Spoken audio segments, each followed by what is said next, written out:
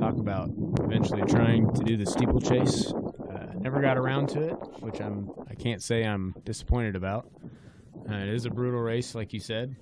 It'll be roughly 7.5 laps with 5 barrier jumps per lap and 1 water jump per lap.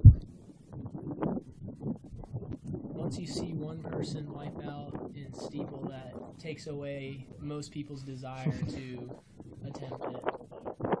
There always seems to be a viral video of somebody eating it in a steeple race. Hate to see those, but they get a lot of views on the social media. We've started the women's steeplechase. Joining us is our guest, Abby Penner. So, Abby, what is the women's 800 meters. Strategy and what's the outlook for the steeplers? I love how you guys are talking like I'm an expert at this race. Definitely not. I did run it in college for 2 years. I think it really depends on how fast you're going in between the barriers. You could be a great runner over the barriers, but if you're not fast in between, you're not going to be super effective.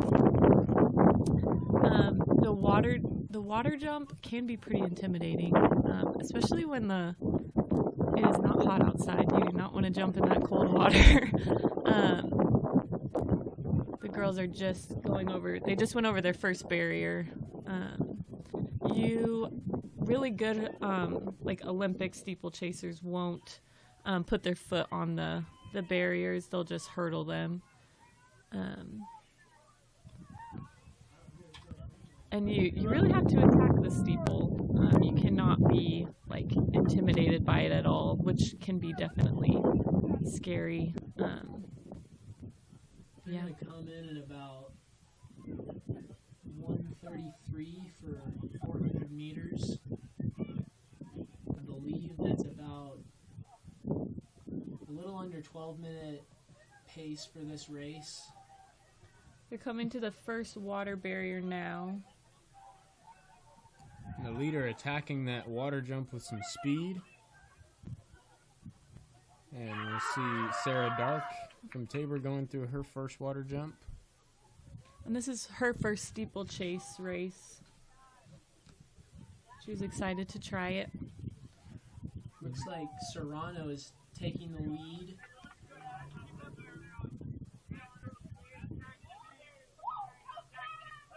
As we mentioned earlier, Brooke Wiebe has already hit the A standard for this event, taking the week off. Ran the 4x8 as we mentioned earlier on the Tabor women qualifying for that, and she will be in the 1500. But yeah, this is kind of her event. She qualified a couple weeks ago. And she's number 7 in the NAIA right now, which is pretty impressive. She was close to the finals last year at Nationals. With her first year doing it was last year. Watching this race, I was thinking about, how few people are in this race, and that's what got me thinking about Brooke, because Brooke hit the steeple standard all by her lonesome in Nebraska last year at the last chance meet at Concordia. Mm-hmm. It was one of the very, very impressive. There were 3 girls entered, and 2 of them scratched because there were too little people, and Brooke still ran it, and she hit the standard. It was pretty impressive.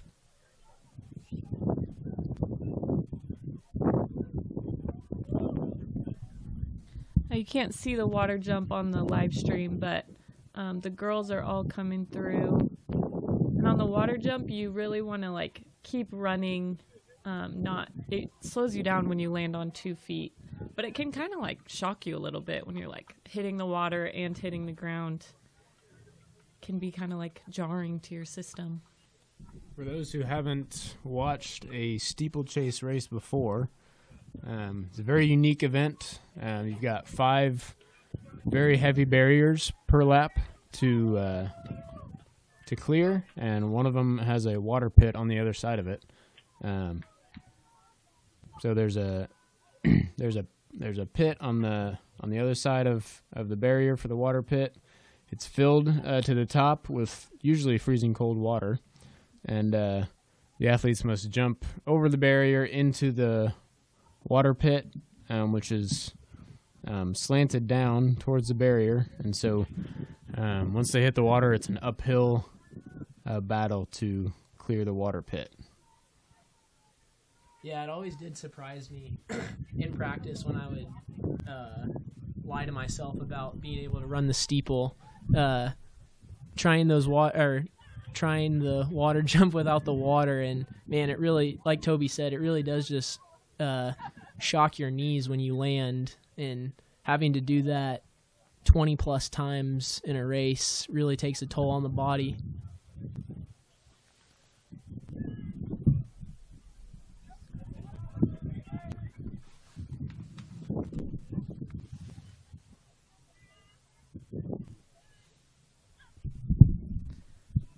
Taylor Allison is coming on the home stretch right now. She has about 4 laps left. Yeah, those steeples are pretty, they do not move like the hurdles do. You definitely don't want to hit those. I hit it one time and I still have a scar on my knee from it. So that was a little rough, but she's coming in on her, with 4 laps left, 5:59 right now. She just jumped over her steeple past the finish line.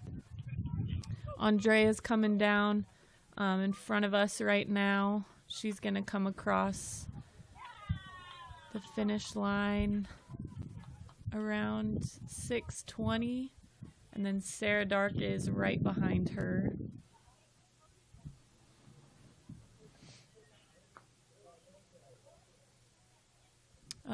Taylor Allison has about a 150-meter lead on the Tabor girls.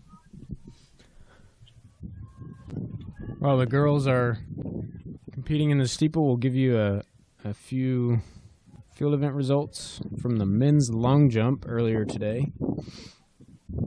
In third place was Damon Scott, a sophomore from Friends, jumping 6 meters 54. That's 21 feet 5.5 inches. In second place, Adrian Diamond, a sophomore from Hutch Community College, 6 meters 61. That's 21 feet 8.25. And taking first place from Friends, a freshman, Isaiah Sanders, jumping 6 meters 92.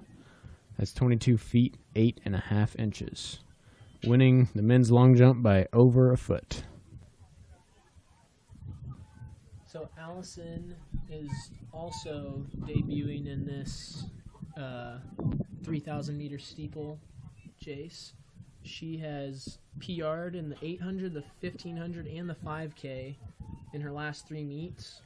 And she is one of several athletes in this meet today that competed in Salina at K-Dub yesterday. So she ran the 800 and a personal best of 2:33 as a freshman. So having a great season.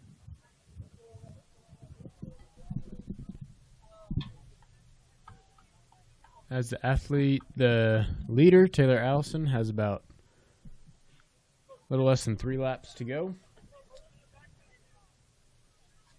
Andrea Serrano coming through the finish line. She'll have 3 laps to go, and right behind her is Sarah Dark of Tabor. We'll give you the women's triple jump results. In third place, Maya Logue of Bethel, jumping 11 meters 03. That's 36 feet 2.25 inches. In second place, Amaya Dorsey from Langston, a senior, 11 meters 04. In first place, Brooke Hawkins from Hutchinson Community College, 11 meters 58. That's 38 feet even. We had 2 Tabor athletes compete in the women's long jump. Allie Von Leonard for Tabor. She had a mark of 9 meters 47. That's 31 feet 3/4 inch. And Demaya Cox did not have a mark today. She finished 4th in the long jump, and no mark for the triple jump.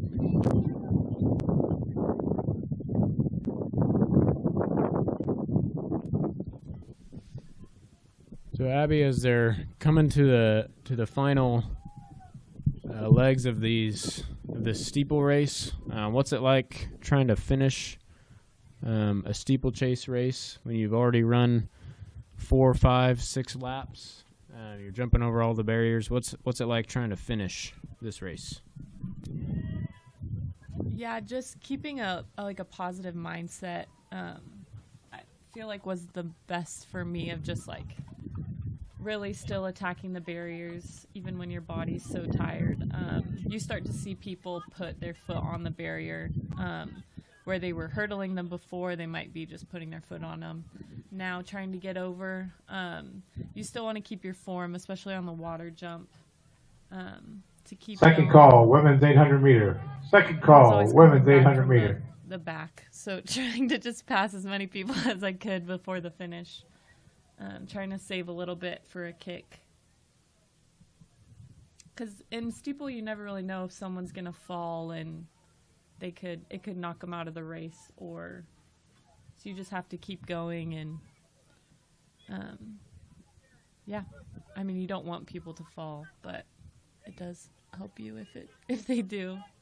There's always a chance in the steeplechase of something happening with one of the barriers or one of the water jumps. It's similar to the hurdle races in that aspect. There's always a chance that happens, so you never want to give up on a race. It looks like Taylor is coming up on her last lap. They're going to ring the bell. Coming through at about 11:18 with 1 lap to go.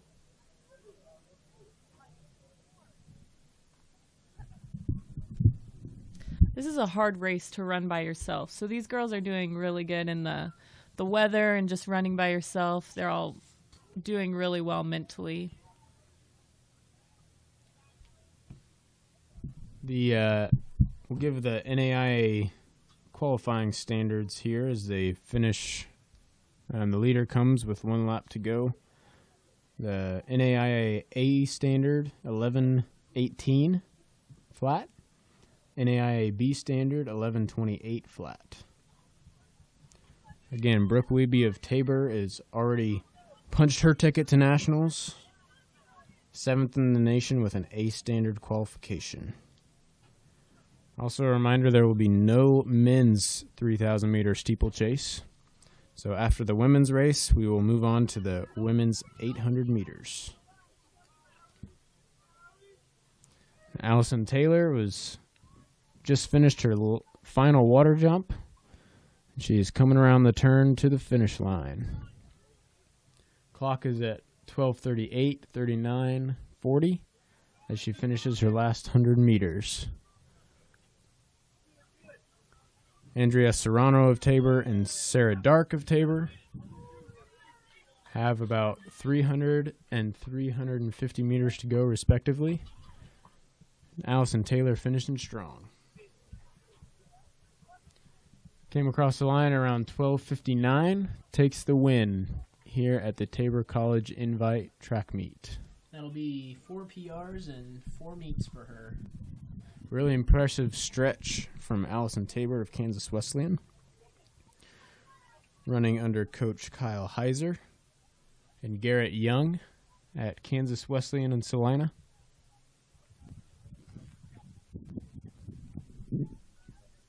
Pierce talked a little bit about what it's like to run 2 days in a row, as we have a number of athletes who ran either at the Kansas Relays yesterday or at the Kansas Wesleyan meet last night. What's that like? Yeah, we didn't have to do it too much, but I always think about, those conference meets, especially when, you'll run the 4x8 the night before if you're a mid-distance person, and then the next day you could run 2 events. I loved it. I loved just being in that race mode all the time. Third and final call, women's 800 meter. Third and final call, women's 800 meter. And then run the 5K or the 15 the day after. Those guys, that's a pretty rough double. First call, men's 800 meter. First call, men's 800 meter. Before. But as Abby alluded to, just really staying locked in and knowing that, you're not the only one that's doubling. Everybody has that kind of obstacle of overcoming, and figuring out how you can race the best is the best strategy. Just finished up the women's 3,000 meter steeplechase. Andrea Serrano came through in about 14 minutes 15 seconds, and Sarah Dark with her steeplechase debut came in at about 14 minutes 30 seconds for second and third respectively. Again, Allison Taylor took the win in the women's 3,000 meter steeplechase. And coming onto the track now is the women's 800 meter run. We will give you the start list. Hip 1 is Adrian Selzer of Tabor. Hip number 2, Sydney Gardner of Tabor. Number 3, Kylie Arnold of Tabor. Number 4, Adelia Jansen of Tabor. Hip 5, Riley Paramore of Bethany. Hip 6, Elena Behrman of KW. Hip 7, Juliana Maxfield of Tabor. Hip 8, Kiara Jensen of Kansas Wesleyan.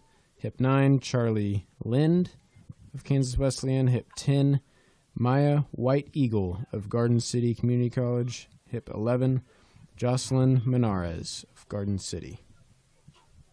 Great to see Juliana back in action. She was a big part of the Blue Jays' success at Nationals this year.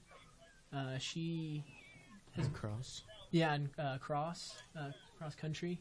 She was injured at the end of that season, I believe, and has just kind of been building back up during the winter. But she comes in with the fastest seed time in the 800 today, so great to see her back. Maxfield's got the top seed time at 2:27. Next is Riley Paramore of Bethany at 2:29. Then we've got a handful of runners in the 2:30s. Arnold of Tabor, Gardner of Tabor, Jansen of Tabor, and Jensen of Kansas Wesleyan. And then a few in the 2:40s and 2:50s. Just got started here in the women's 800 meters. You'll see them come around the first curve on your screen. And second call, men's 800 meter. Second call, men's 800 meter. Lead. I believe that's Maxfield.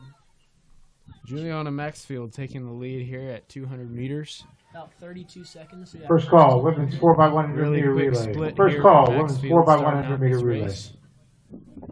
Not messing around at all, trying to take the lead, trying to win this race wire to wire. Results of the men's pole People in just 8th place with a time of 11 feet, 9 3/4 inches from friends, Brayden Harris. In 7th place with a jump of 11 feet, 9.75 inches from Bethany, Jarrett Shives. In 6th place with a jump of 12 Riley feet, 9.5 inches taking from Tabor, Caleb Wehrman. That's about 69 5th place with a jump of 13 feet, 3.5 inches from friends, low Darian Cox. 220s. About. In 4th place with a jump of 13, 3.5 inches from friends, Carter Glittinger. Ask an old track buff. In 3rd place with a jump of 13 feet, 3.5 inches from Garden City Community College, Jackson McDonald. You want to run, In 2nd place with a jump of 14 feet, 9 1/4 inch, AJ Haas.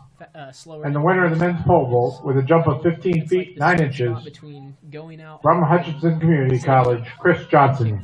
Congratulations, Chris. And with 600 meter mark, the lead still belongs to Juliana Maxfield. 200 meters to go. She's starting to pull away from. This is the third and final call for men's 800 meter. Third and final call, men's 800 meter. Looks really strong. First call, men's 4x100 meter relay. Injury. First call, men's 4x100 meter Here in relay. this women's 800 meter run, coming down the final stretch. She's gonna get a great PR. Oh wow, she actually standard is 2:18, I believe. Oh, okay. 221, 222. She crosses the line around 224 flat. Great 3-second PR. Bethany's going to come in at second. 228. Great race here at the Tabor College Invite for 2024. Women's 800 meters. Juliana Maxfield takes the win for Tabor. And Riley Paramore came in second for Bethany. And we'll get you the full results as we see them. Great wire-to-wire victory for Juliana Maxfield. She took the lead right from the start and never gave it up. Coming up, we have one section of the men's 800, and I'm really excited for this race. We've got a great mix of talents in this race. Kind of headlining that is Dylan Calloway, as we mentioned earlier. He's an All-American in the 1K, has qualified in several national events, including cross-country. He comes in with a leading seed time of 1:52. He is barely off the NAI national standard. And we also have some distance guys coming down in distance, whether that's to get a little bit of speed work in or if they want to switch, we don't know. But excited to see guys like Ryan Stade coming out for the 800. And Toby, you want to read off the entries? Yes, in this first and only section of the men's 800 meter run, 800 meter dash, I should say. Hip 1 will be Ryan Stade of Tabor. Hip 2, Jesus Porras of Oklahoma Panhandle. Hip 3, Logan Dabowski of Tabor. Hip 4, Darren Klukas of Tabor. Hip 5 will be Brendan Ellis of Kansas Wesleyan. Hip 6, Tristan Dye of Bethany. Hip 7, Damian Jackson of K-Dub. Hip 8, Titus Reed of K-Dub. Hip 9, the fastest entry time today, junior from Tabor, Dylan Calloway. Hip 10, freshman from Garden City, Mark Corpus. Hip 11, Brody Bradshaw from Kansas Wesleyan. Hip 12, Brayman Matchik from Oklahoma Panhandle. Hip 13, Tyrell Haynes, senior from Tabor. Hip 14, Giovanni Rios from Kansas Wesleyan. The only other entry of less than 2 minutes comes in with a seed time of 1:58. Hip 15, Ian Doss of Kansas Wesleyan. And rounding out the field of 16 is Apostolo Zuniga. This is third and final call, women's 4x100 meter relay. Be surprised to see Third and final call, yeah, women's 4x100 meter relay. He isn't afraid of anybody. Second call, men's 4x100 meter relay. Second call, men's 4x100 meter relay. Looks like it's Stade First call, taking the early lead. men's followed 400 by meter Callaway. hurdles. First call, men's 400 meter hurdles. Klukas. And he's another athlete of mention. The results He's had of a the great 3,000 season. women's 3,000 meter From steeplechase. Chapman, Kansas. In third place with a time of 14 minutes, 28.74 seconds from Tabor, And the Sarah Dark. 5K, primarily recruited for the In 800, second place so with a time of 14 minutes, 15.31 seconds from Tabor, Andrea Serrano. See if he can hold on. Came The around winner of in the women's 300 meters in about 40 to with a time 41 of 12 minutes, seconds. Very quick. 59.23 seconds. Opening Kansas 3/4 of Wesleyan, a lap, Allison coming Taylor. through 800 Congratulations, through Allison. 400, about 55 seconds. These guys Dylan Calloway's now taking the lead. Really quick opening lap. We'll see what they've got for the second lap. Coming up on 300 meters to go. This is a point in the race where coaches generally tell the athletes to make a move. Great to see these guys getting after it. Dylan Calloway has the lead. He has about a 5-meter lead on Klukas, coming through 200 meters to go. It's about a 124 through 600. We'll see if he can get down. He needs to run a little under 28 seconds for that last 200, and he's coming down the back stretch. Dylan Calloway opened up a 20-meter lead on the field. Coming to the line, we'll see what his time is. Coming in through about 154. Klukas caught at the end. He'll take third place. Some great runs from these athletes. Looks like that might have been Giovanni Rios with a strong finish for second.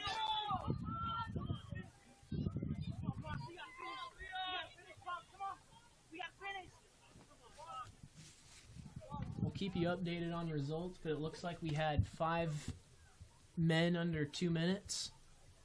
Probably the fastest 800 that has happened at this meet in a couple of years.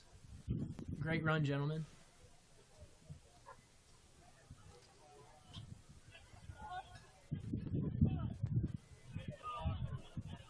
Giovanni Rios, another very solid KCAC runner, got 7th at KCAC 1500 last year. He ran, got a PR in the 1500 last night. Damian Jackson, another one of those distance guys, stepping down and running the 800, ran the 1500 last night. So, great show out from these athletes. We have the results of the women's 800 meters. In 7th, this is the third and final call, men's 4 by 100 meter relay. Sydney Gardner. Third and final call, men's 4 by 100 meter Arnold relay. of Tabor.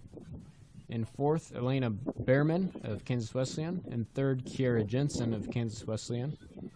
In 2nd, with a time of 2:28:42, senior from Bethany, Riley Paramore. And taking the win today, Juliana Maxfield, freshman from Tabor, running a 2:24:16. Great run from Juliana, and we'll see if she can continue to drop that time throughout the season.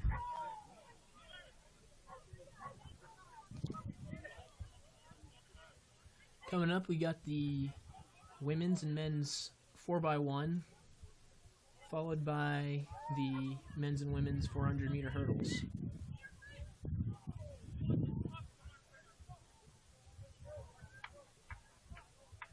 was a great run by Dylan Calloway.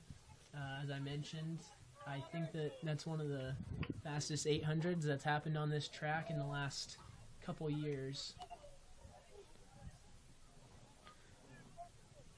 Dylan Calloway has had quite the career as a Tabor College and KCAC runner. He qualified for the national outdoor meet last year. He also has been to the national indoor meet every year that he's been a collegiate athlete.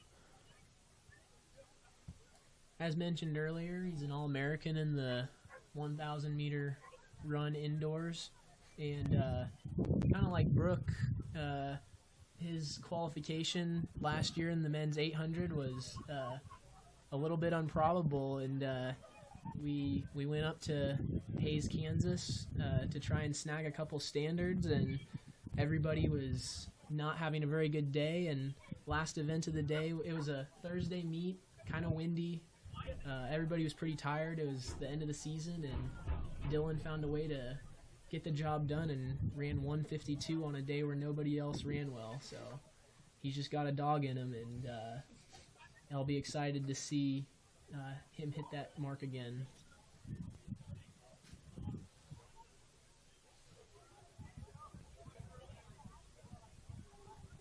Dylan is also a guy who's the epitome of a successful college athlete.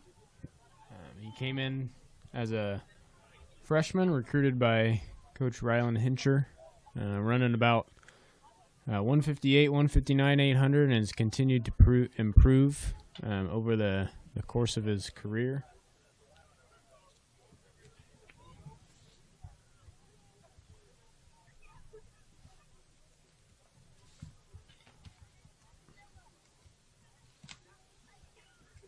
Our women's 4x1 is starting to line up. In lane 2, we have Tabor. Lane 3, Langston. Lane 4, Garden City. Lane 5, Hutchinson. And lane 6, Kansas Wesleyan. And we have the final results of the men's 800 meters. This is stacked with Tabor and Kansas Wesleyan athletes. In 8th, Titus Reed of Kansas Wesleyan. In 7th, Damian Jackson of Kansas Wesleyan. 6th, Ryan Stade of Tabor, coming in at 2 flat. In 5th, Ian Doss of Kansas Wesleyan, also at 2 flat. 4th, Giovanni Rios of Kansas Wesleyan at 158. 3rd, Darren Klukas of Tabor at 157. He was narrowly beat out by Brendan Ellis of Kansas Wesleyan for 2nd place, also at 157. And taking the win, as we mentioned earlier, Dylan Calloway, junior from Tabor, running 154.38.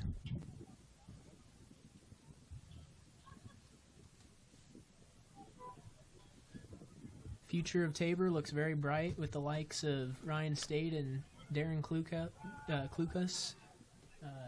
As I mentioned, Ryan Stade is already qualified in both the 5K and the 10K.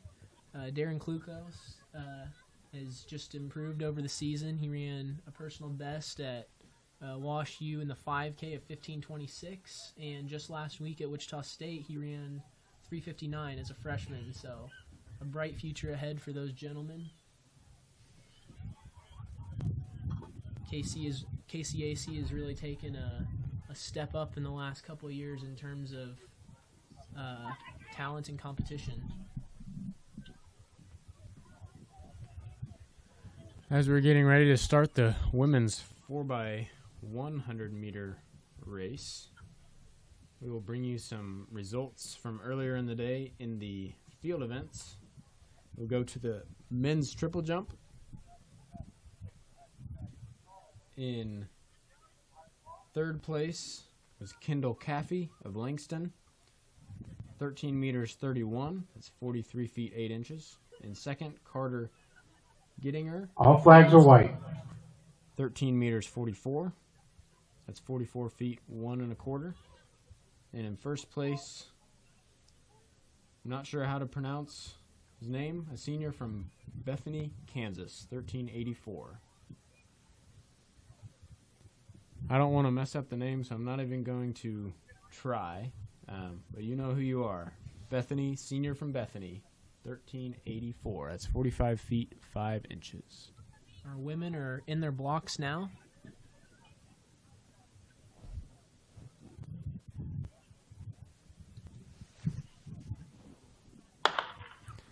They're off in the women's 4x1.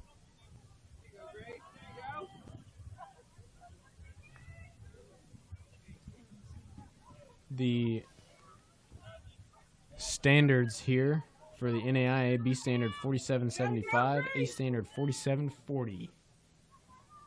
Trying to remember, Toby, did you ever get to run a 3rd final call, men's 4x100 meter relay. Did. 3rd final call, men's 4x100 meter relay. As a freshman at Tabor, we had 2 teams, and I was on the B team. No surprise there. 2nd call, men's 400 meter hurdles. 2nd call, men's 400 meter hurdles. It looks like Garden City is miles ahead. Coming down in lane 4, this is Garden City coming across the line about 48, 49 seconds. Look like second might have been Bethany. Followed by Kansas Wesleyan, Langston, and Tabor.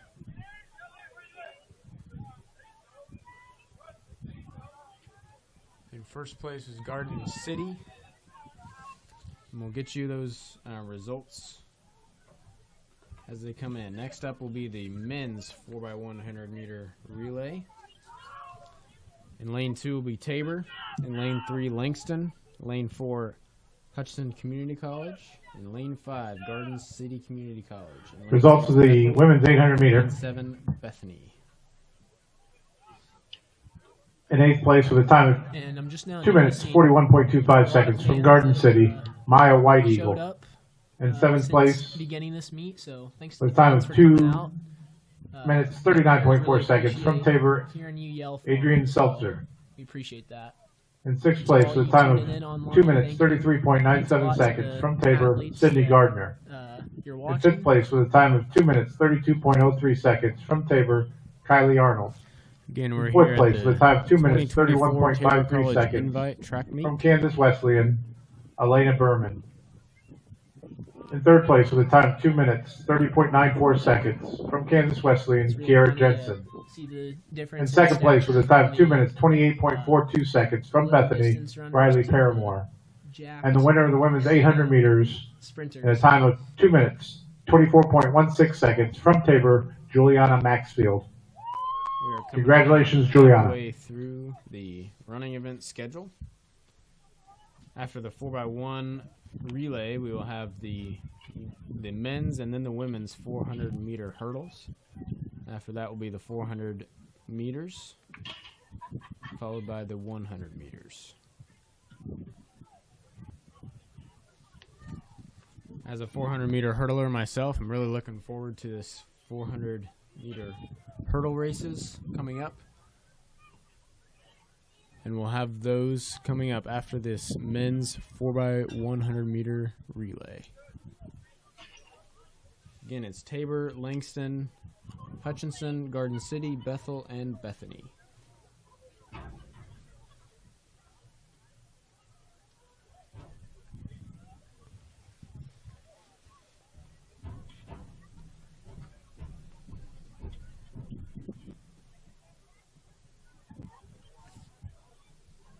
As the athletes are taking their runouts from the blocks for the 4x1, we'll continue with some field event results.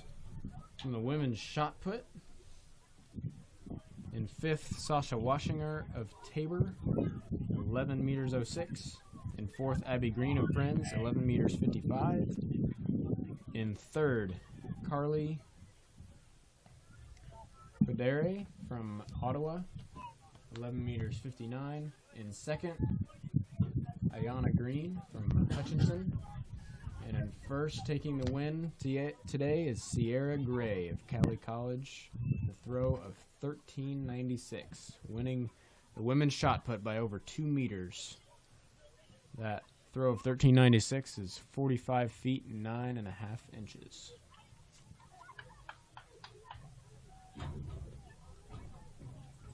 If you're just tuning in and new to collegiate track and field, it may be a little bit confusing with the field event markings.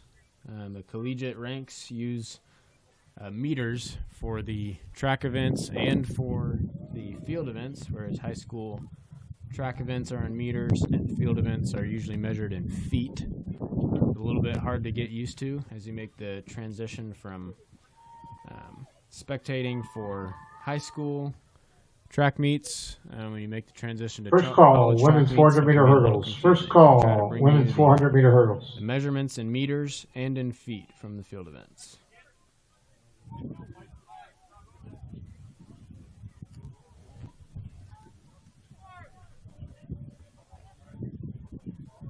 This was always my least favorite part of any track meet, was waiting for the sprinters to get started. Pierce is calling out the sprinters with no shame for taking a long time in the blocks. He does have a point, but there is also a lot more that goes into a start of a sprinting event than goes into a start of a 800 or above race.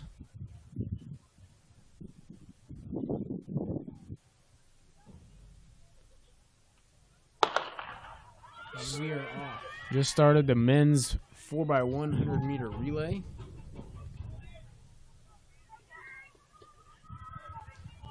Looks like we've got Garden City taking an early lead, followed by Hutch.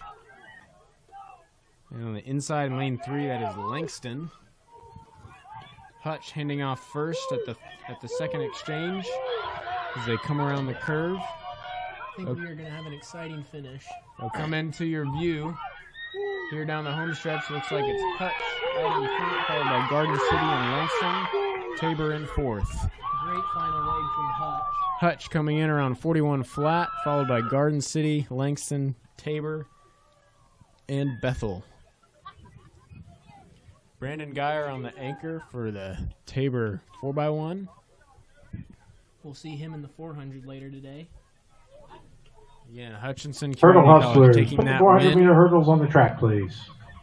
41 Third and final on call, that men's winning 400-meter time for hurdles. Third and final Hutchinson. call, men's 400-meter hurdles. Exciting race from the men's 4x1.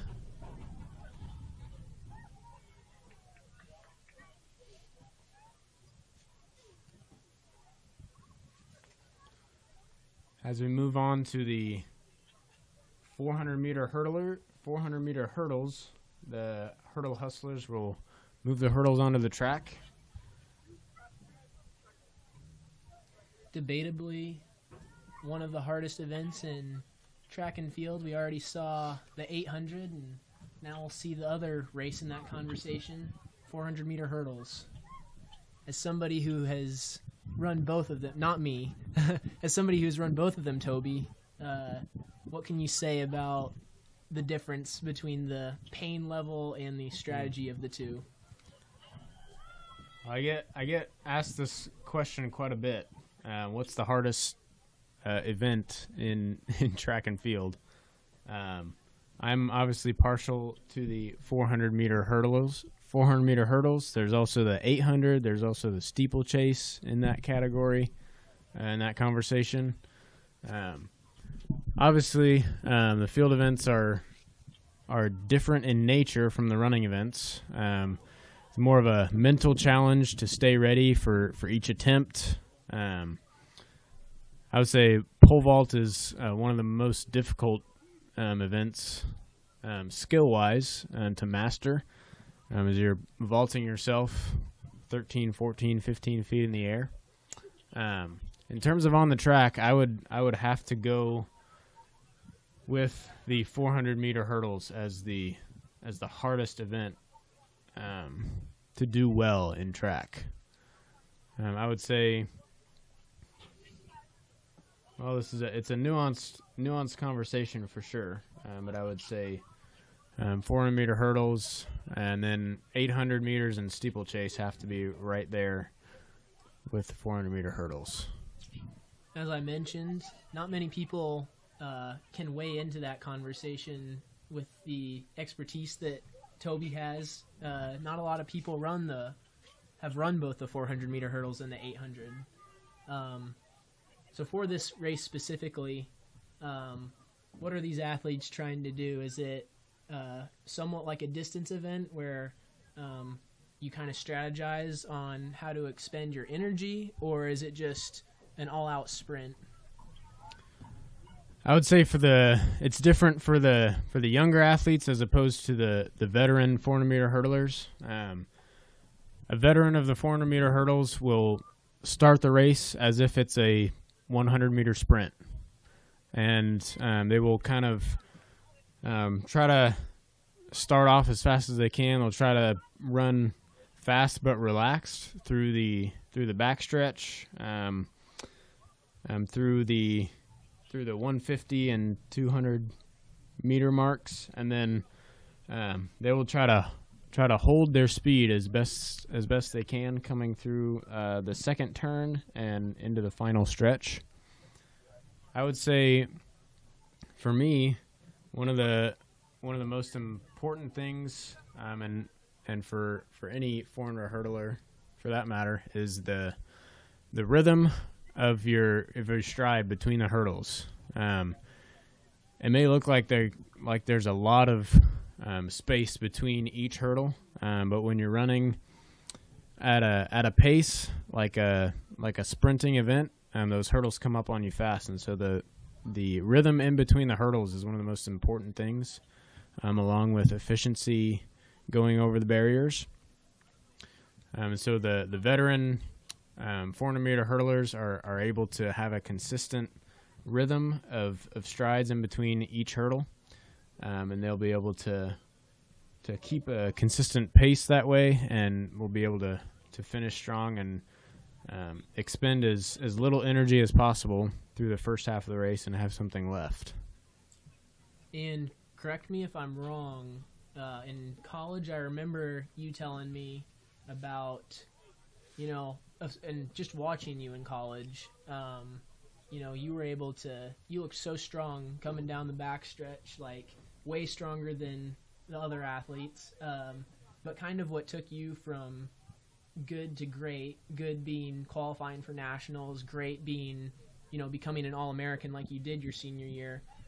Was it that you always talked about improving your start? So like that first 200 meters, was that kind of what took you from good to great? Well, thanks for the compliment of good to great. It depends on who you ask and what level you're running at. But I would say what took me to another level with the 400 meter hurdles was the training that I started doing as a sophomore in the longer distance events, namely the 800 meters and even some 1,000 meter training. That allowed me to have the endurance to finish the race, and by that point it was just a matter of working on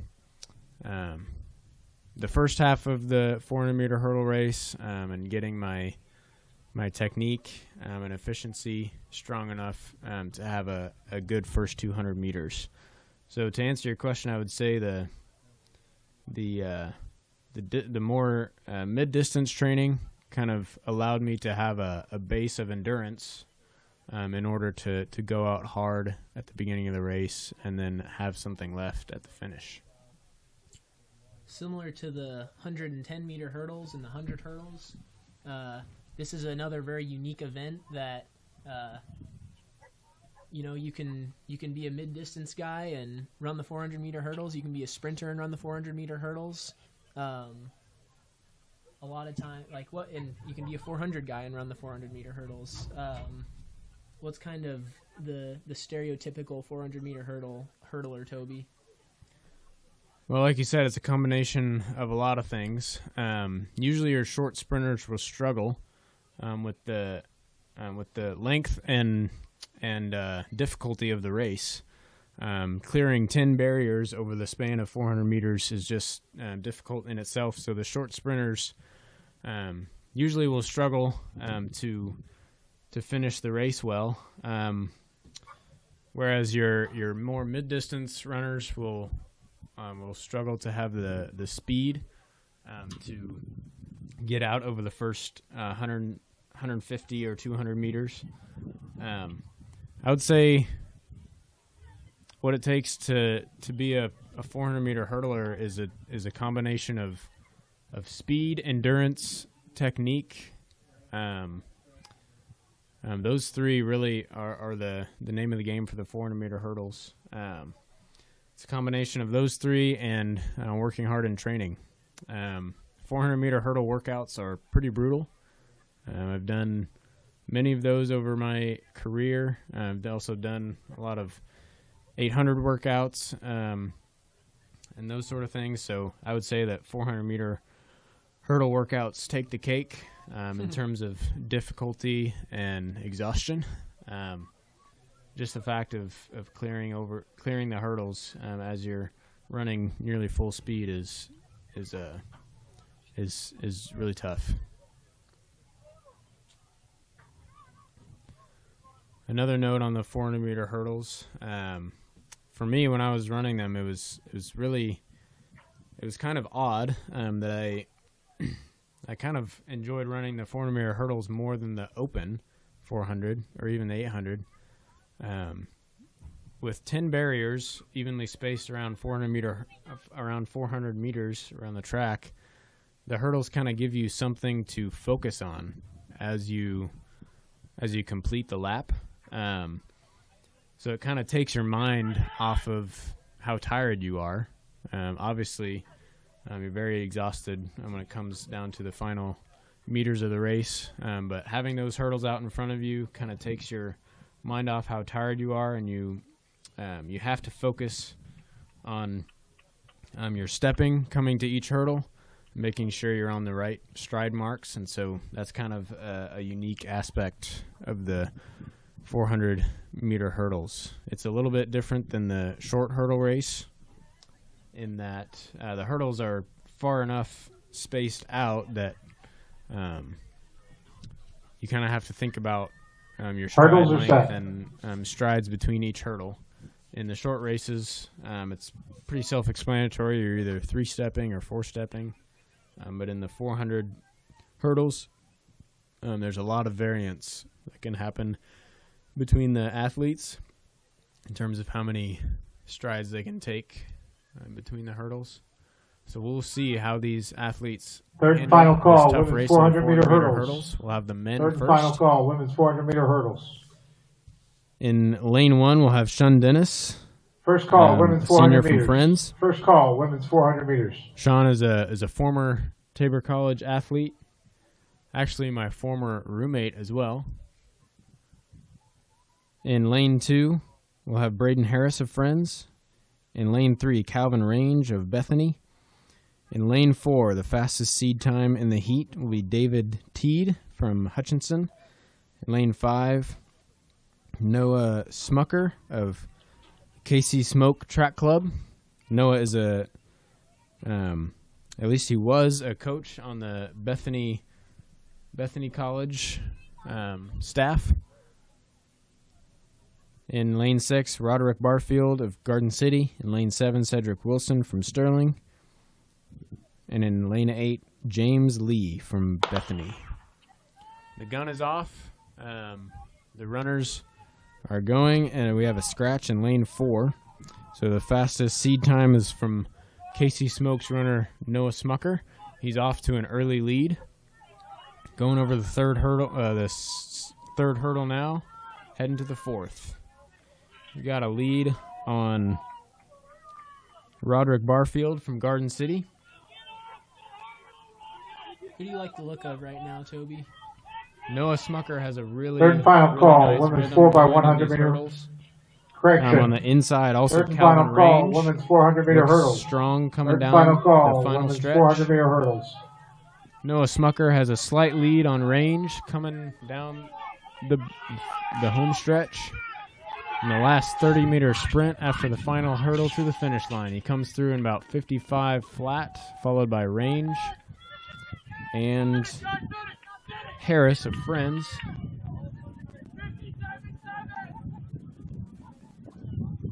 A great run there from Smucker, finishing around 45 Hurdle high or hustlers. 55 Hurdles low. go all the way down. Weights go all the way forward. Next, we'll have the women's 400-meter hurdles. They'll move the hurdles down to the 30-inch mark. Still 10 hurdles to clear. First call, space men's the 400 same as meter. the men's. First call, men's 400 meter. One thing I've always really admired about these events, under 800 Results of the men's 800 is, meters. as somebody who hasn't run them. In 8th place with a time of just 206.91 from Kansas mental Wesleyan Titus strength you Reed. need, like obviously In you need 7th mental place with a strength time of to walk distance, 202.62 but from Kansas there's a lot of margin Wesleyan for error. Damian Jackson. Maybe drop a bad In lap. 6th place with a time of 206.61 from Tabor, Ryan Stade. You just really need In to 5th place be with a time locked in. of You don't have 2 minutes, any room for error when 45 you're seconds only from running Kansas 100, 200 Wesleyan, meters. Ian You Doss. dialed In in 4th for that place whole race. with a time of 1 minute, 58.4 seconds.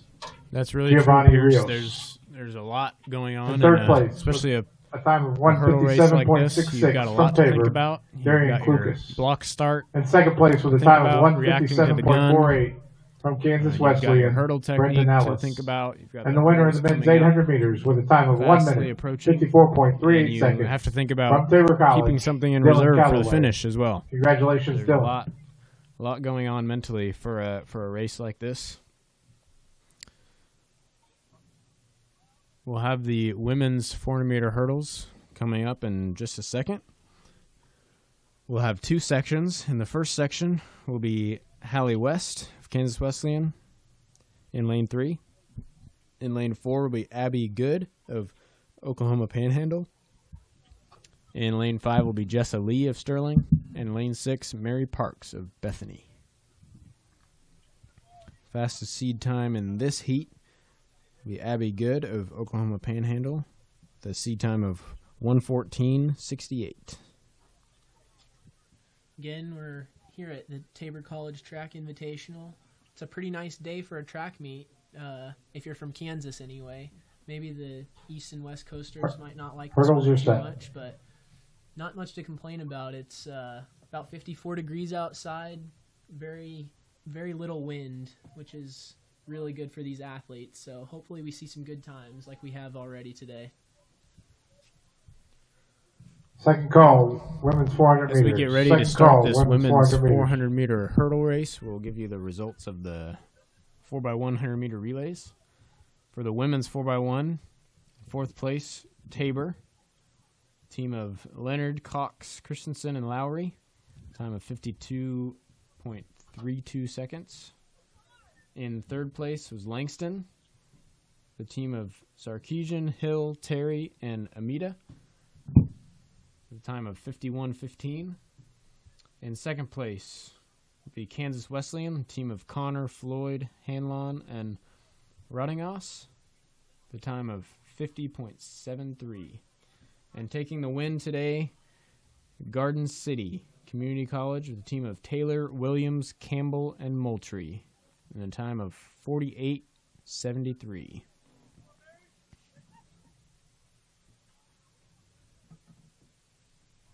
We'll have the Open 400 following this race.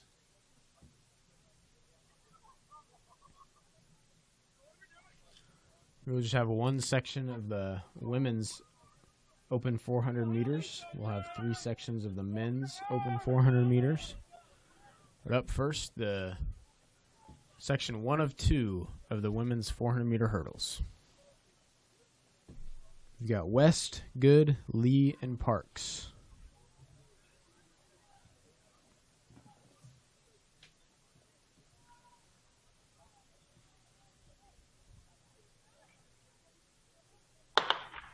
The runners are off in the women's 400 meter hurdles.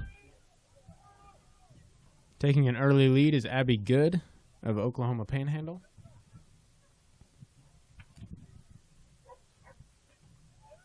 As they're coming to the third hurdle of 10, Abby Good has the lead from Oklahoma Panhandle, followed by Hallie West and Mary Parks.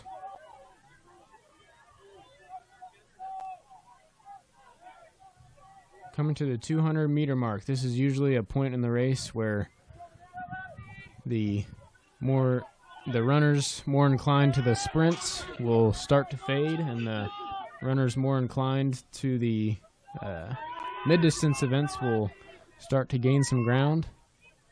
As they come around the last turn, Abby Good still in the lead from Oklahoma Panhandle, followed closely by Mary Parks of Bethany. We've got a tough hurdle number 9 for Abby Good falling behind.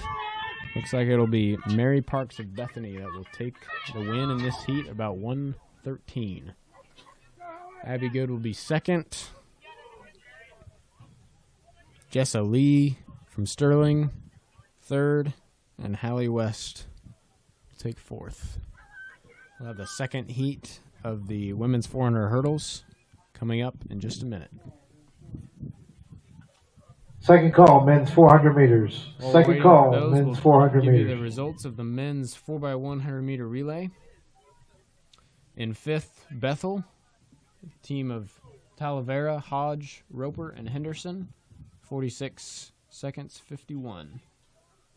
In fourth, Tabor, the team of Jordy Dolph, Nick Montoya, Tegan Gallagher, and Brandon Geyer, time of 43:34. Number of 400 meter runners on that Tabor 4x1. In third place, Langston, with a time of 42:31.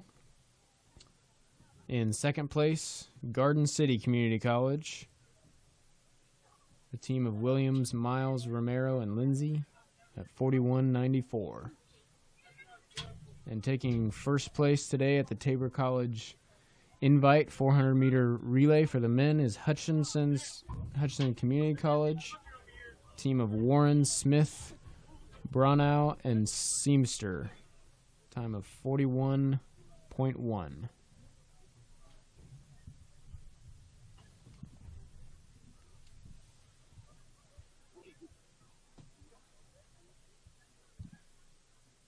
also have the final results for the men's 400-meter hurdles.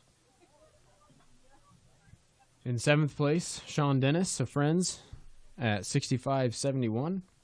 In 6th place, James Lee of Bethany, 63.88. In 5th, Cedric Wilson of Sterling, 59.97. And 4th, Roderick Barfield of Garden City, 59.67. 3rd, Braden Harris of Friends, 57.73.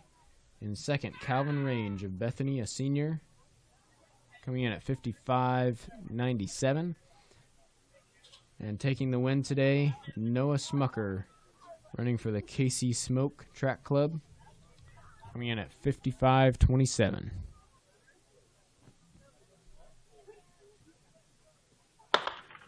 And the second heat of the women's 400-meter hurdles is off. We have Third and final call. Gima Del Valle, Friends, Ashlyn Finley of Hutchinson, Kayla Petty of Friends, Williams Dominique of Hutchinson Community College, first place t-shirts Arakosi Amita from Langston, in the white shed south Esther of the Vasquez concession stand. of Cowley, and Chloe Christensen of Tabor. They're coming through the 200-meter mark, and we've got a fall out in front. That looks like it was Amita of Langston maybe going down. Sorry, I've got the wrong list of names here for the women's 400-meter hurdles. It looked like it was Moultrie out in front with the fall for Garden City. Coming in with the lead is Mariah Shaw of Friends.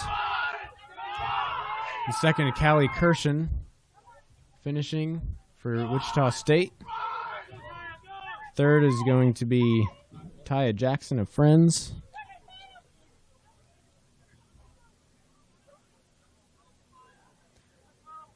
My apologies on the names for those 400-meter hurdlers. We had Mariah Shaw of Friends, Kaylee James of Hurdle Hutch, wranglers, remove the hurdles from the track. Moultrie of Garden City, Kirshen from Wichita State, and Jackson of Friends. We'll get you those results as they come in. First call, women's 100 meter. First call, women's 100 meter. Coming up in just a minute will be the women's open 400 meters.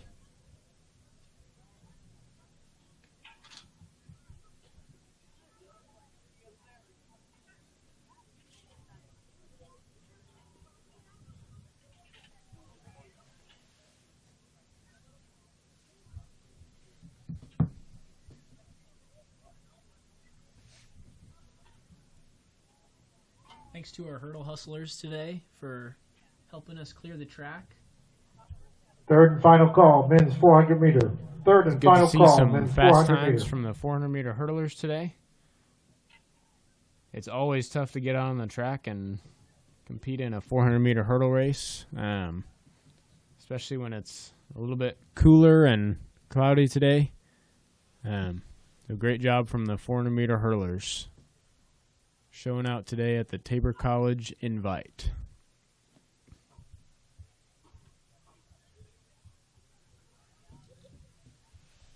As they get the hurdles moved off the track, we'll continue with some results from the field events from earlier today. Men's shot put. We had in third place Brett Clevenger of Cali College, 13 meters 44. In second place, Laveris Stegarl from Friends at 14 meters. And in first place, we had Keegan Lott from Kansas Wesleyan with a throw of 14.52. That's 47 feet, 7 3/4 inches.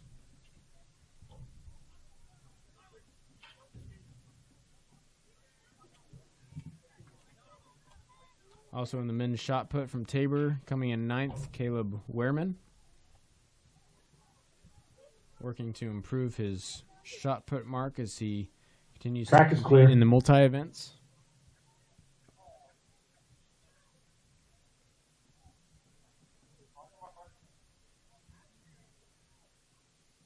Our 400-meter women competitors are going to get in the blocks. These names might sound familiar as I mentioned them before in trying to introduce the second heat of the women's 400 meter hurdles. We'll have Del Valle, Finley, Petty, Williams, Dominique, Amita, Vasquez, and Christensen. Here they go.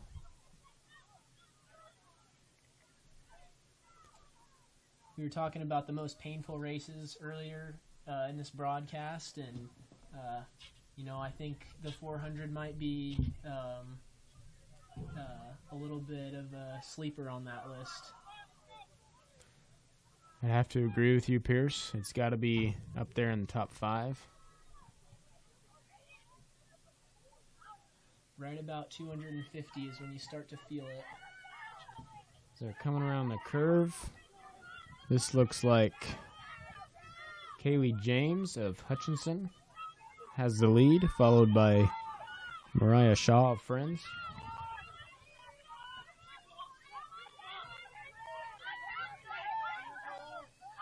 Doing a great job of cheering these ladies on. And coming to the line in about 61 seconds is Williams Dominique of Hutchinson Community College. First call, men's 100 meter. First call, men's 100 meter.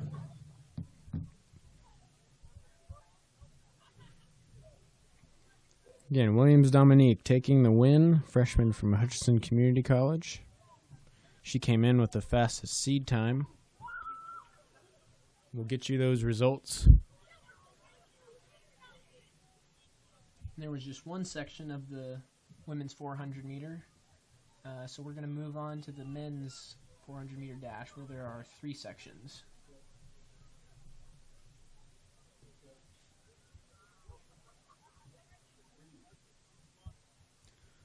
Okay, before we start this first section of men's 400 meter dash, we'll give you the results from the women's discus throw. In third place, Chanel Chandler of Hutchinson Community College, 33 meters 49. In second place, Jenna Koopker of Hutchinson Community College with a throw of 34.05. That's 111 feet 9 inches. And taking the win today, Tabor's own Andalyn Johnson, a junior, throwing 35 meters 15, converts to 115 feet and 4 inches. Congrats, Andalyn, on the win in the women's discus throw. She threw her 35-meter throw on her first attempt at the competition. That was good enough to get her the win today at the Tabor College Invite.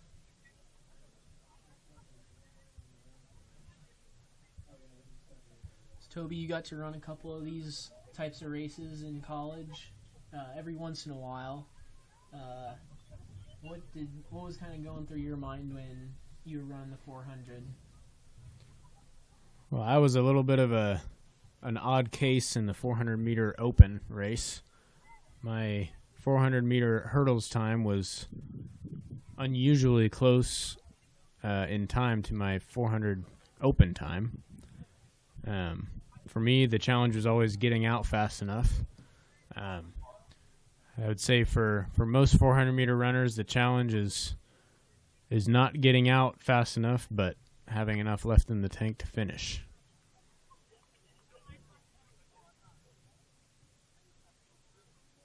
Runners get ready to start this race in the blocks. This heat has Mitchell Fuller and Jack Tidegamer from Southwestern, Spencer Hines of Friends, Andres Ramirez of Southwestern, Anthony Torres of Friends, and Memphis James from Sterling. We got an all KCAC first heat of this men's 400 meters, and we just had a callback at the start. We had a double gun. We'll see if we have a disqualification or if we have a equipment malfunction.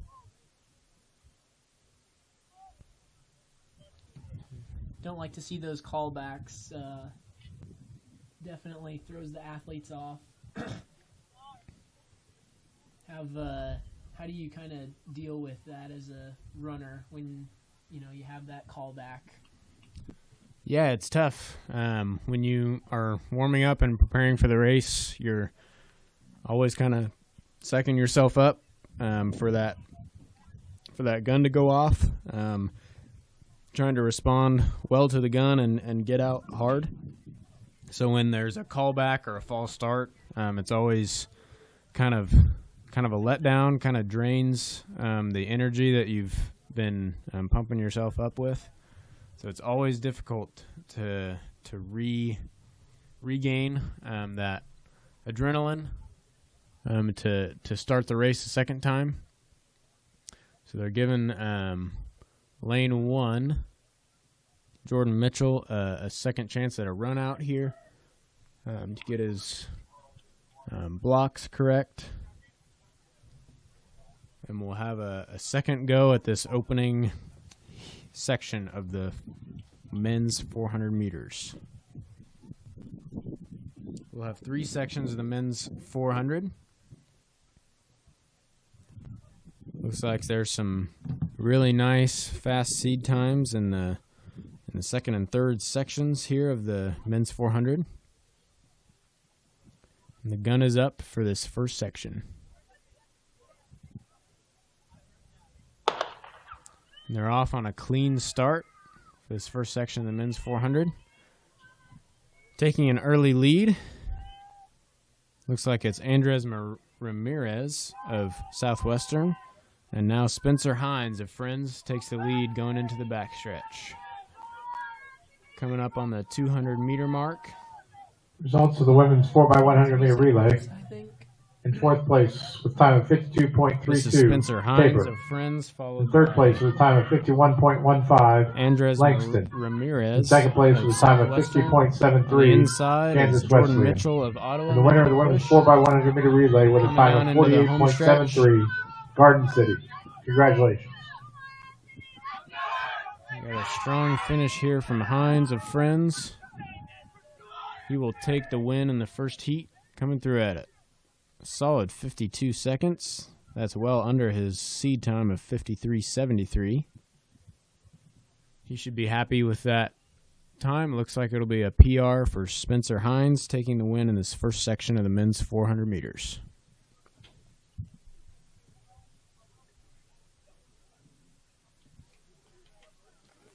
As the second section of the men's 400 gets their 4x100 meter relay. blocks set and ready, In fifth we'll give place you with the a time of results from the 46.51, men's discus throw Bethel. earlier today. In fourth place with a time of 43.34. Tabor. In third place with a time of from Bethany was 42.31. Grant Blackman. Langston. In second place with a time of Excuse me. 41.94. Men's Garden discus City. is And the winner of the men's 4x100 meter relay with a still time going of on. 41.10.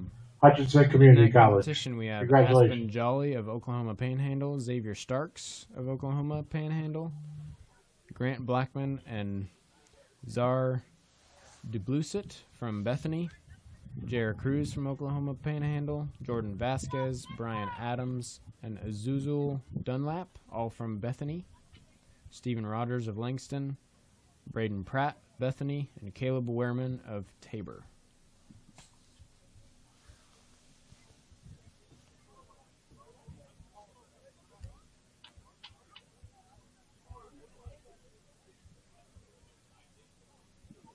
Also in the second flight of men's discus, we have Drake Steele of Sterling, Braden Blatchford of Cowley County, Noah Ragoza of Hutchinson, Hayden Wallace of Bethel, LaShawn Davis of Friends, Jacob Bauman of Sterling, Grady Bear of Hutch, Julian Winters of Friends, Jacob Cresswell of Cowley, and Chase Nash of Tabor. We'll get you those results as they come in. College meets are always difficult to get through with all the throwing events. We have the shot put, the discus, the hammer throw, and the javelin, all in the throwing event category for the college ranks. Most of the throwers do 2, 3, or 4 of those events, and so they try to not do them any of those events at one time. So they try to do one at a time, and it usually takes quite a while with marking the discus throws and the javelin marks and the hammer throws. It usually takes quite a long time. Tabor College track and field head coach Dave Croker has been excellent at running off this meet for 23 years. This is his final year as the Tabor College head coach. He's got running this meet down to a science. It's always fun to go with Coach Croker to other track meets and kind of listen to him wondering why they run some meets the way they do. And he's been doing it for so long that he's got hosting this meet down to a nice science. He's been really good at running this meet off efficiently each year.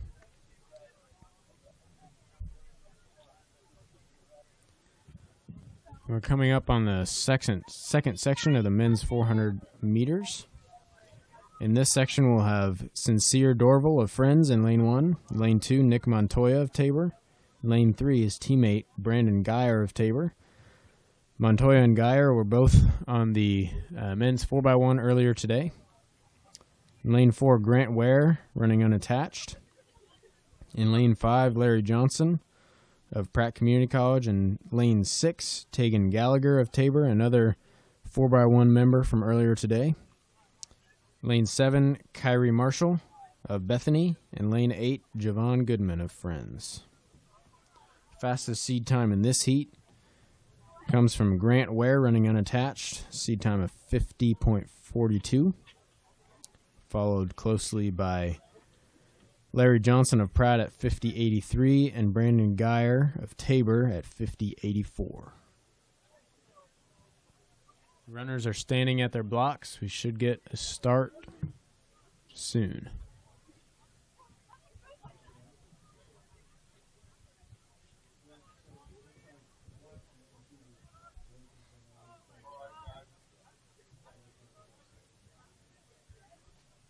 While we're waiting for that, we've got results from the men's hammer throw. In third place, Christopher Brown of Hutch Community College at 50 meters 21. That's 164 feet 9 inches. Second place from Garden City, Rhett Punt, a freshman, throwing 50 meters 25. That's 164 feet 10 inches.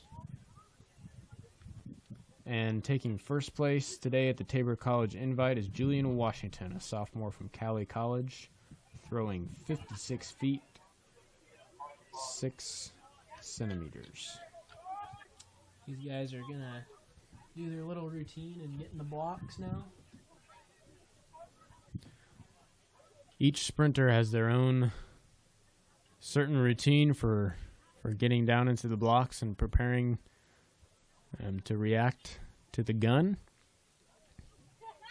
Usually involves some shaking out of the legs,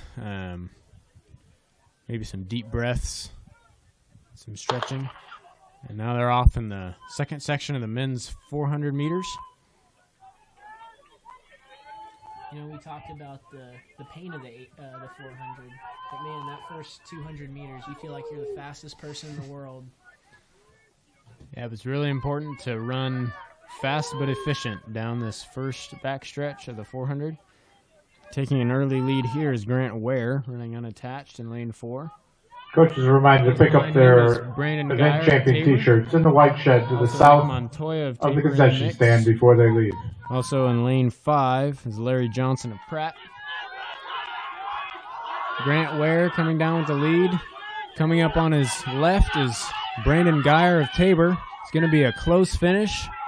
And coming to the line, it looks like Grant Ware barely got to the tape first, followed by Brandon Geyer and Tegan Gallagher of Tabor. Looks like Ware, Geyer, Gallagher, and let's see who was fourth. Maybe Goodman. Fifth was Johnson. Results of the men's 400 meter hurdles. Montoya. We'll In get you seventh those place official with a time of results as they come in. 105.71 from Friends. Great Sean run Dennis. there from In Ware sixth place and with a time of Geyer. Coming 103.88 down to the from finish. Bethany, James Lee. In fifth place with a time of 59.97 from Sterling, Cedric Wilson.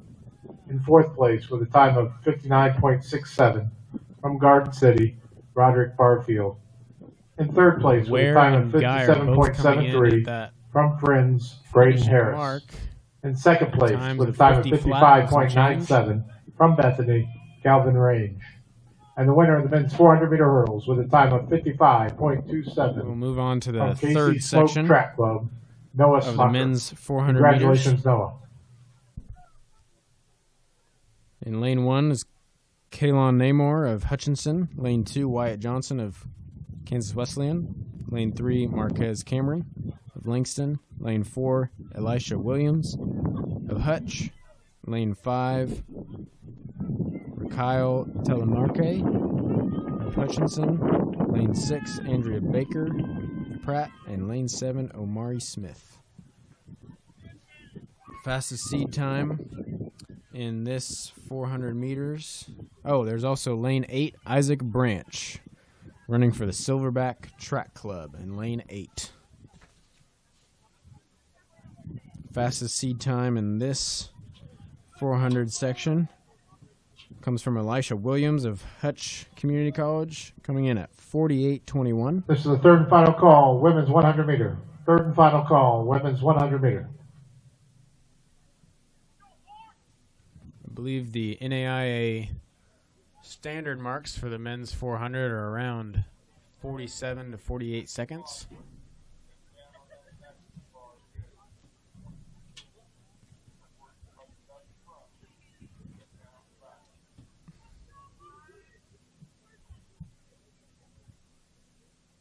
As we wait for this final section of the men's 400 meters, we'll give you results of the women's javelin throw. In fifth, Andelin Johnson of Tabor, 30 meters 07, that's 98 feet 8 inches. In fourth, Rylan Hawkinson, freshman from Hutchinson, throw of 33 meters 85. In third, Lily Veer of Tabor, a freshman, throwing 35.66, that's 117 feet. In second, Mercedes Glover, throwing unattached, with a throw of 36 meters 07. And taking the win today is Jenna Koopker of Hutchinson Community College, throwing 42 meters 40. That's 139 feet 1 inch.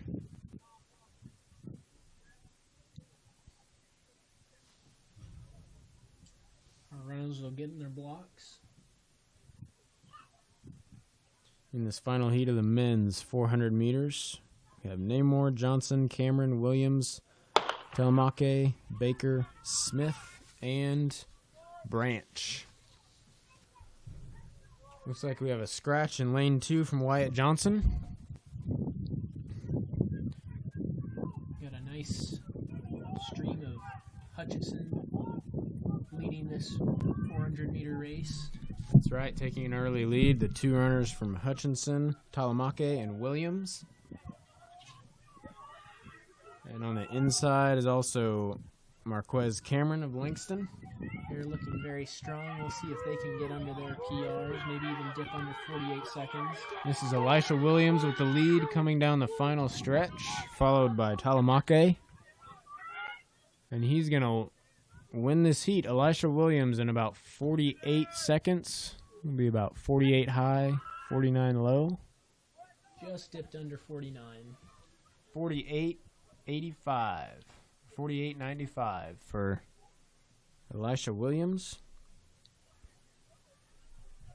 It's a good run for him as he came in with a seed time of 48.21.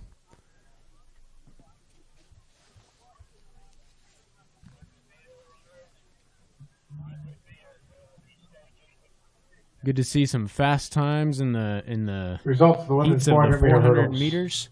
In First sixth heat place winner with a time came of through in 52. The second heat 120.94. winner came through at From 50 Kansas flat. Wesleyan, Haley West. In the final In heat, fifth place with a time of 118.53. 48.9. From Sterling, Jessa Lee. Some nice In fourth quick place with a times time of from the feeder 113.51. runners today. From Bethany, Mary Parks.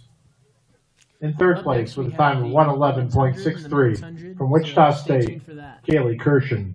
In second place with a time of 111.53. From Friends, Taya Jackson. And the winner of the women's 400-meter hurdles at a time of 1 minute, 6.18 seconds from Friends University, In fifth, Mariah Chase Shaw. Nash of Tabor. Congratulations, Mariah. 49 meters 83. That's 163 feet 6 inches. Matthew Lucas of Bethany, 52.58. Second call, men's 100 meter. 172 Second feet, call, 6 men's inches. 100 meter. In third, Jack Lasso of Hutchinson, 53 meters 01. That's 173 feet 11 inches. In second place, Court Sog. A reminder, there will be no men's 5,000 meter race. There will be no men's 5,000 meter race. Throw of 57.48. That's 188 feet 7 inches. And going over the 200-foot mark, Nafiu Muhammad, unattached from Cali College, 61 meters 35. That's 201 feet and 3 inches. A big throw there from Muhammad. 200 feet is kind of a really big benchmark throw for the javelin throwers. If you can throw over 200 feet, you're really doing something right.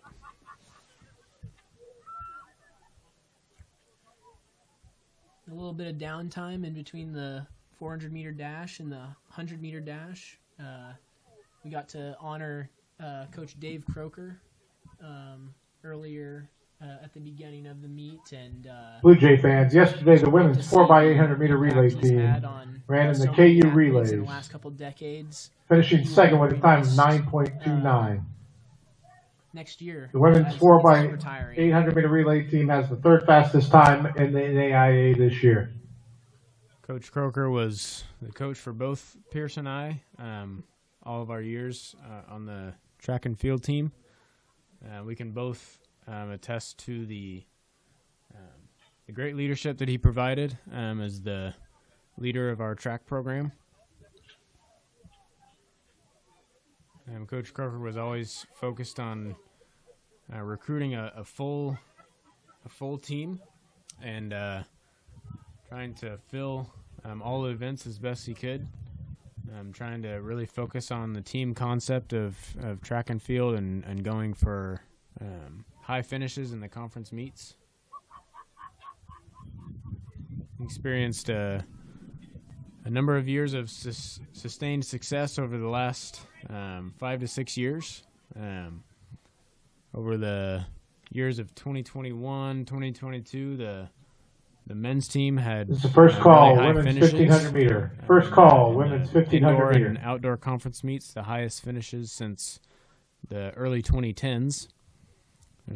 Coach Croker was also named the Women's Coach of the Year in the KCAC conference at the 2021 outdoor conference meet. That year, the Tabor women took second place in the conference following St. Mary's.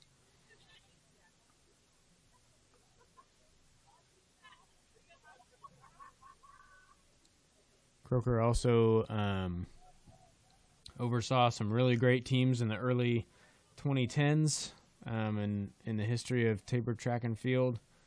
The men were conference champions. I think it was 2012. Had some really good years around 2011 to 2014. A lot of school records still on the board from those years. Had a really solid group of sprinters for the men and mid distance and distance runners. For the women, they had a really great run in the late 2000s, in the 2006 to 2010 range. Had some conference championships and a lot of good performances from Coach Croker's athletes. As Toby mentioned, Coach Croker is a great leader. does a great job of not only emphasizing the physical competitive side of sports, but also just being a good spiritual leader for the team, and just reminding us of the more important things in life. So really thankful to have had him at Tabor the last couple decades, and hope you enjoy retirement, Coach Croker. I was just talking to Coach Croker a few weeks back, and he's really looking forward to being able to watch his grandkids as they compete in track and field. His oldest granddaughter is a really good mid-distance runner and jumper in the field events for Hillsborough High School. I'm sure he'll be very excited to be able to watch her as she competes through the high school ranks.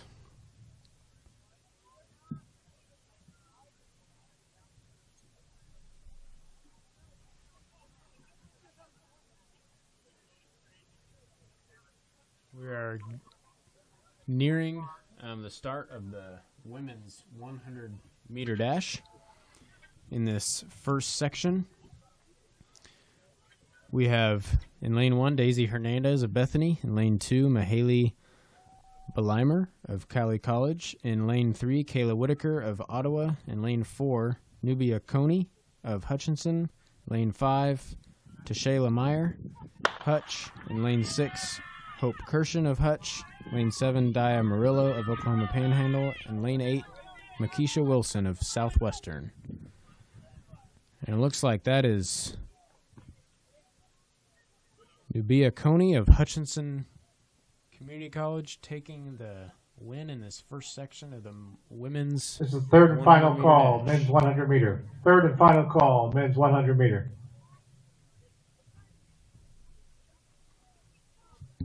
Coming up in this second section of the women's 100-meter dash, Brito Hernandez of Cali College. In lane 2, Tanaya Cox of Hutchinson. Lane 3, Irion Padales from Friends. In lane 4, Tiana Ridge from Friends. In lane 5, Kylie Hill of Langston. In lane 6, Kanya Campbell of Garden City. In lane 7, Yasmi Sarkeesian of Langston. In lane 8, Joelle Terry of Langston. And we do have a national qualifier in this heat. Tanya or Tina, apologies for the pronunciation, Ridge from Friends just hit the NAI standard of 11.95 seconds. That'll be good enough for an NAI B standard. She comes in with the fastest seed time in this women's 100-meter dash.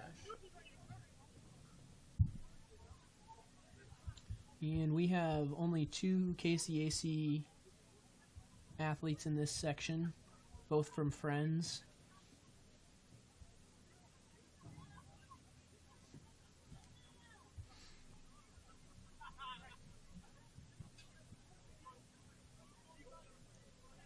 We talked a little bit before the broadcast about the competitive nature of the meets this weekend. There's a lot of different meets going on. As I mentioned, Kansas Wesleyan was last night. Several athletes here actually ran there. The KU Relays has been happening this week. Yep. And so, yeah, this is a pretty big weekend for a lot of these athletes. Lots of different places to go. So the fact that these teams chose to come to Tabor, there's just a lot of different options. So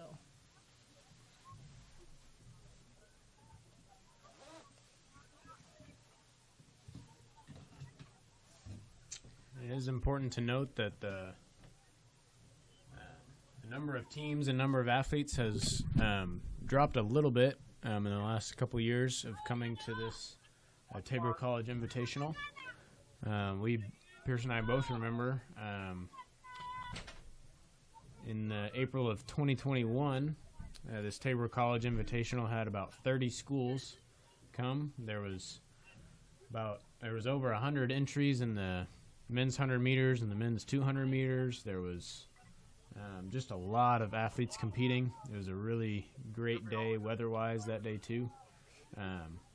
Seems to be about the height of the Tabor College Invitational. In the last few years, there's been, as the KU Relays has recovered from the COVID pandemic, has attracted more and more teams to start going back to that classic event up in Lawrence. Really a great meet here back in 2021.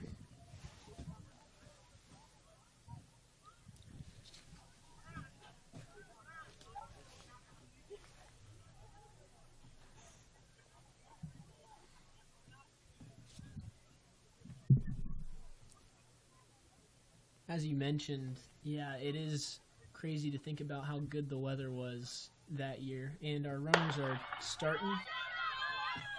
Got... It looks like Kylie Hill of Langston out in front in lane 5. She's going to take the win. Looks like she broke the 13-second mark at 12:78. I think that should be our winner overall. Looks like we had a scratch in lane 4, Ridge from Friends coming in with the fastest seed time. So Hill from Langston taking advantage of the results of the men's scratch in 400 lane meter 4 and taking the win today. In 8th place with a time of 51.27 from Friends University, Javon Goodman. 12.76. In 7th place with a time of 51.26 from Tabor, Tegan Gallagher. As we wait for the 6th place men's with a time of 100 meters, let's get 50.8 you from some Tabor, Brandon results Geyer. on the 400 In meter 5th place with a time of 50.76 from Hutchinson, Kaylin women Namor. in the 400 meter hurdles. In 4th place with a time of In 3rd place is Callie 50.64, Kirshen of Grant Wichita Ware. State. In 3rd place with a time of 111.63. 50.39 from Langston, In 2nd place, Ty Marquise Jackson of Friends, Cameron. 111.53. In 2nd place First place, Mariah Shaw. with a time of 49.86 Friends, from Hutchinson, 1 minute 6 seconds. Kyle 1:08. Telemark. Congratulations, Mariah. and the winner of the Win men's 400 meter with a women's time of 400 meter 48.95 from Hutchinson Community College, Elisha Williams. Final results from Congratulations, Elisha. men's 400 meter hurdles.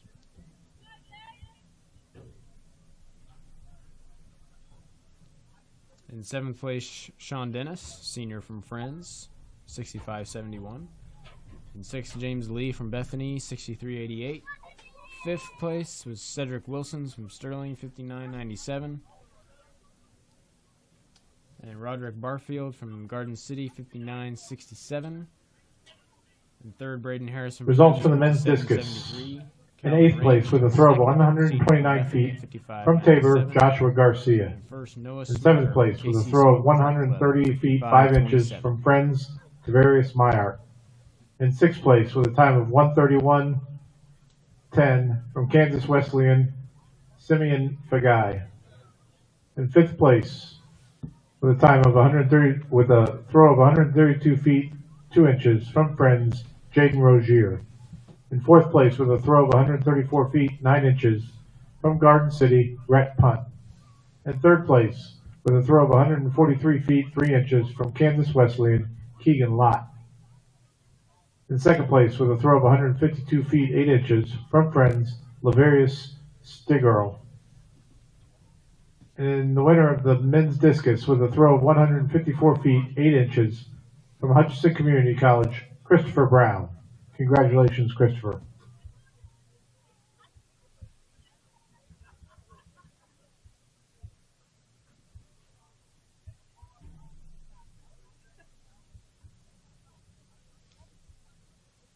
Looks like our men are in our blocks for the first heat of the men's 100-meter dash. In this first heat of the men's 100, we have Jaden Hall in lane 3 from Oklahoma Panhandle. Moreo Sanchez unattached, Memphis James from Sterling, and Eddie Anthony from Langston. And that looks like Marrero Sanchez, running unattached, takes the win in this first heat. Just under that 12-second mark.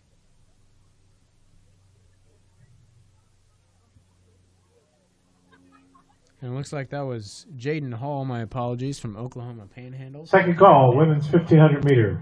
Second call, women's 1500 meter. We had a scratch from Marrero Sanchez in lane 4. It was followed by... First call, men's 1500 meter. First call, men's 1500 meter. Followed by James from Sterling.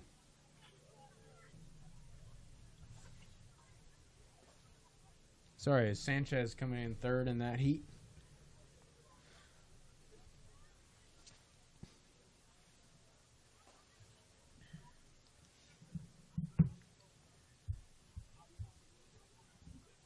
The NAIA qualifying marks for this men's 100-meter dash. NAIA B standard is 10:55. NAIA A standard, 10:45. Those are some quick times to make this standard and punch your ticket to nationals.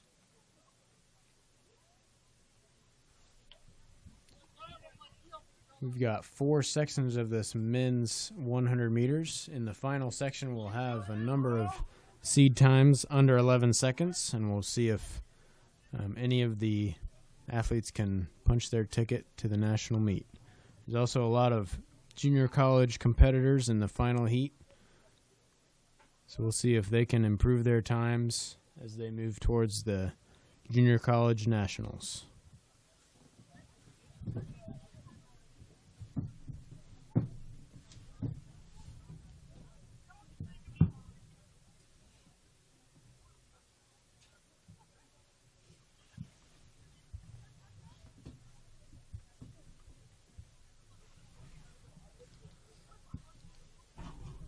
A quick preview of the events we have coming up after this men's 100-meter dash. We'll have the men's and women's 1,500 meters. We'll have the men's and women's 200 meters, followed by the women's 5K. And then we'll have the men's and women's 4x400 meter relay.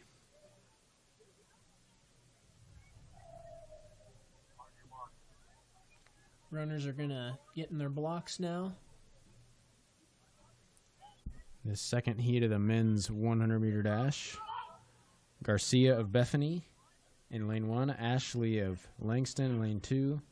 Minson of Ottawa in lane 3. Evans of Bethany in lane 4. Carr of Sterling in lane 5. Ford of Langston in lane 6. Eaton of Garden City in lane 7. Cabana of Cali College in lane 8. Fastest seed time coming from Elijah Evans of Bethany at 11:39. We're off in the second section. Looks like Camden Carr of Sterling took the early lead and is really tight at the finish line. We will see who took that heat. Really hard to tell. Going to be a photo finish for that second heat of 4 men's 100-meter sections. Looks like it was Cabana of Cali, the time of 11:76. Coaches are reminded to pick up their event champion t-shirts in the white shed south of the concession stand before they leave. Came in with a seed time of 12:04. Looks like he bettered that by a couple of tenths, running 11:78. Results of the women's 100 meter. In 8th place, with a time of 13.77 from Cali College, by Haley Billhammer. In 7th place, with a time of 13.67 from Ottawa, Kayla Whitaker. In 6th place, the men's with a time of 13.28 from Langston, Yasmin Sarkeesian. In 5th place, with a time of 13.2 from Cali College, teams as they move Diana towards the Brito national meet Hernandez. in May.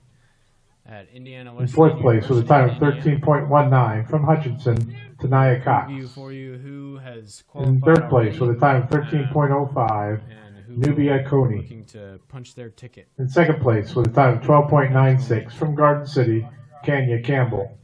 In this third section of the And the winner men's of the 100-meter dash, the women's 100-meter dash Maurice with a Gray of time of Sterling. 12.76 In lane 1, from lane Langston, 2, Austin White, Kylia Hill. Oklahoma Panhandle. Congratulations, Lane Kylia. 3, Mikkel Tarver of Friends. Lane 4, Panel Graham of Langston. In lane 5, Jordy Dolph of Tabor. In lane 6, Jeremiah Frederick of Friends. Lane 7, Logan Tyler of Cowley. And lane 8, Kendall Caffey of Langston.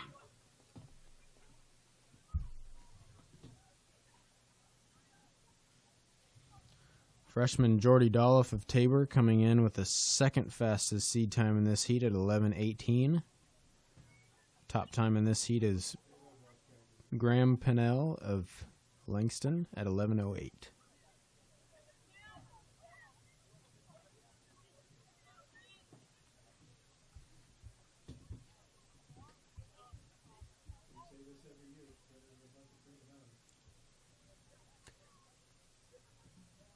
As we're getting set for the men's third section of the 100 meters, here are the results for the women's 400-meter dash. In fifth, Ashlyn Finley of Hutchinson Community College, 104.82.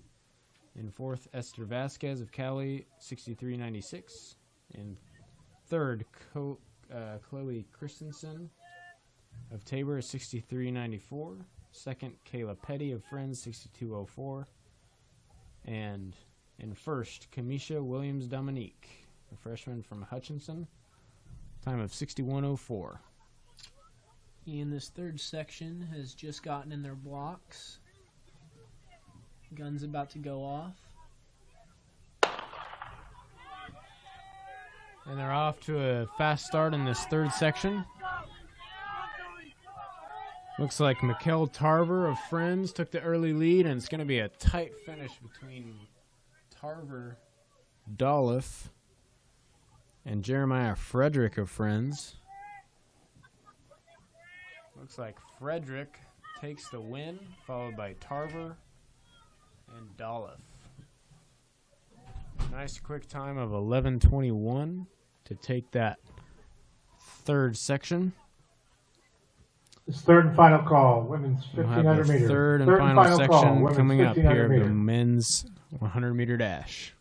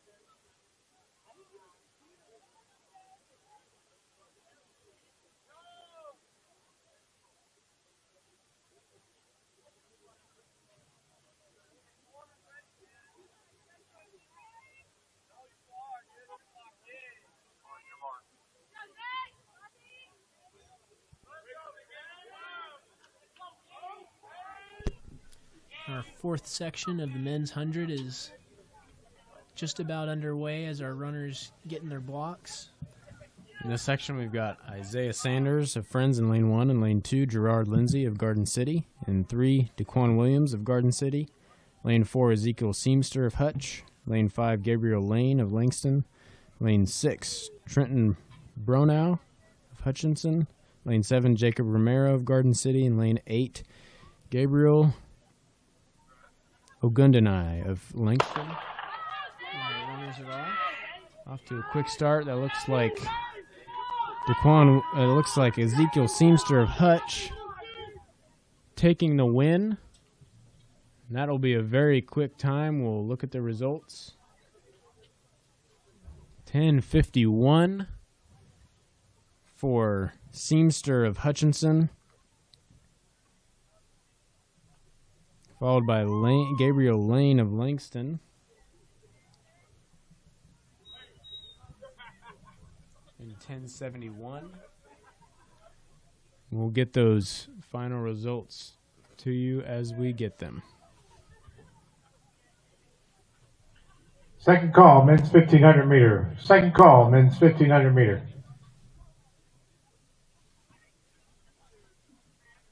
We're going to transition to the men's and women's 1500 now.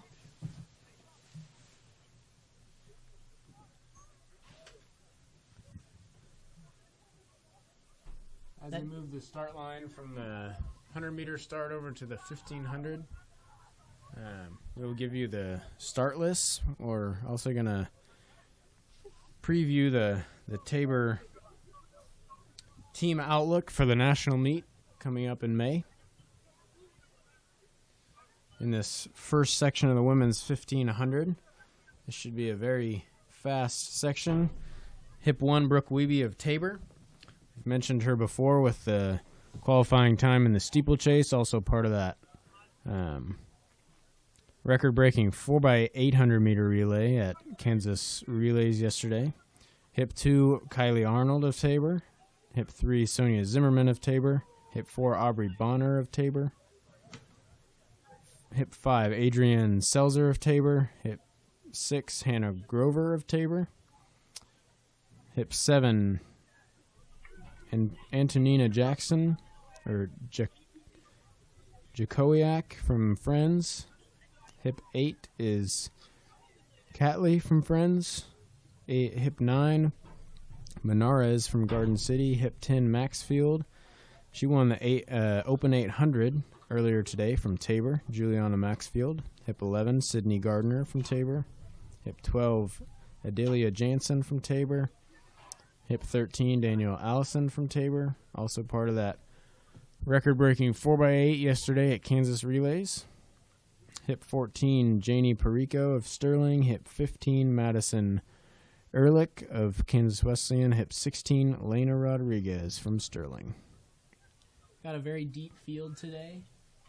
Very crowded field. 16 people in this women's 1500 meters, so getting out early for these runners who are a little bit faster is going to be very important, especially for the ones trying to hit that national qualifying mark of 4 minutes and 40 seconds.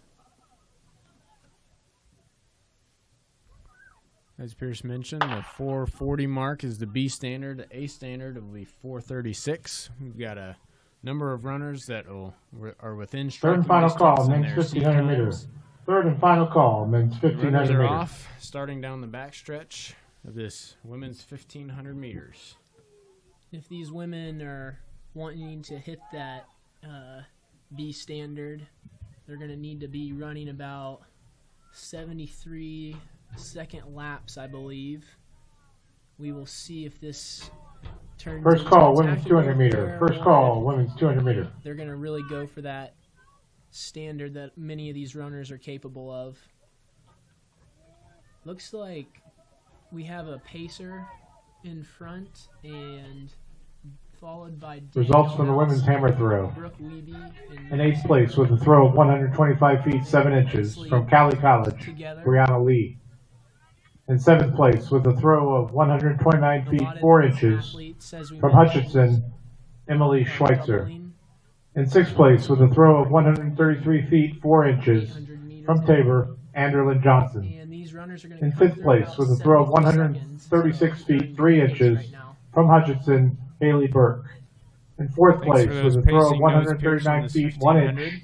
from Cali College, That's kind of the Mace strategy McDonald. for running In third these place with a 1500 throw of meter races. 145 feet 5 inches from Cali College, Mercedes Glover. In second place with a throw of 153 feet 11 inches from Garden City, Beatrice Ferreira. And the winner of the women's hammer throw with a throw of 159 feet 8 inches from Friends University, Abby Gray. Congratulations, Abby. Hit that 4:40 time, it looks like, and our Pacers doing a great job pulling them through. And that lead pack is starting to separate a little bit. We have, it looks like Grover from Tabor's trying to stay attached. But the strategy, hold on to the pacer as long as possible and, hold on for dear life, really, especially when you're trying to hit those national qualifying marks like these ladies are. Got a pacer, former KCAC runner at Kansas Wesleyan, Tabitha Dinas, out in front, coming through 800 meters at about 2:30. So they did slow down a little bit on that lap. We'll see if they can get back on that pace that they want to hit. Looks like our Tabor athletes are starting to close. Results of the men's 100 meter dash. In 8th place with a time of 11.24 from Tabor, Jordy out in the lead, following our pacer. In 7th with a time of 11.22 followed from by Friends, Ehrlich Michael of Tarver. Kansas Wesleyan. In 6th place with a time of 11.21 from Friends, Danny Allison Jeremiah Frederick. In 5th place with a time of 11.14 from Friends, Isaiah Sanders. In 4th place with a time of 10.83 from Garden City, Jaquan Williams. In 3rd place with a time of 10.81 from Hutchinson, Trenton Bronow. Coming up on 11. In 2nd place with a time of 10.75 from Langston, Gabriel Lane. And the winner of the men's 100 meter dash with a time of 10.51 from Hutchinson Community College, Ezekiel Seamster. Congratulations, Ezekiel. Titans in the KCAC this year, and saw a lot of success at indoor nationals and cross-country nationals. It looks like came through 1200 about 3:48. Looks like Ehrlich is starting to stretch out a lead a little bit on this back stretch. We'll see if Wiebe can respond. 200 meters left. Looks they are on pace for about 4:43, 4:44 perhaps. We'll see.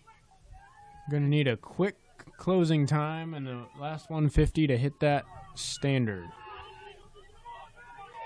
Ehrlich has really extended that lead, bided her time very well.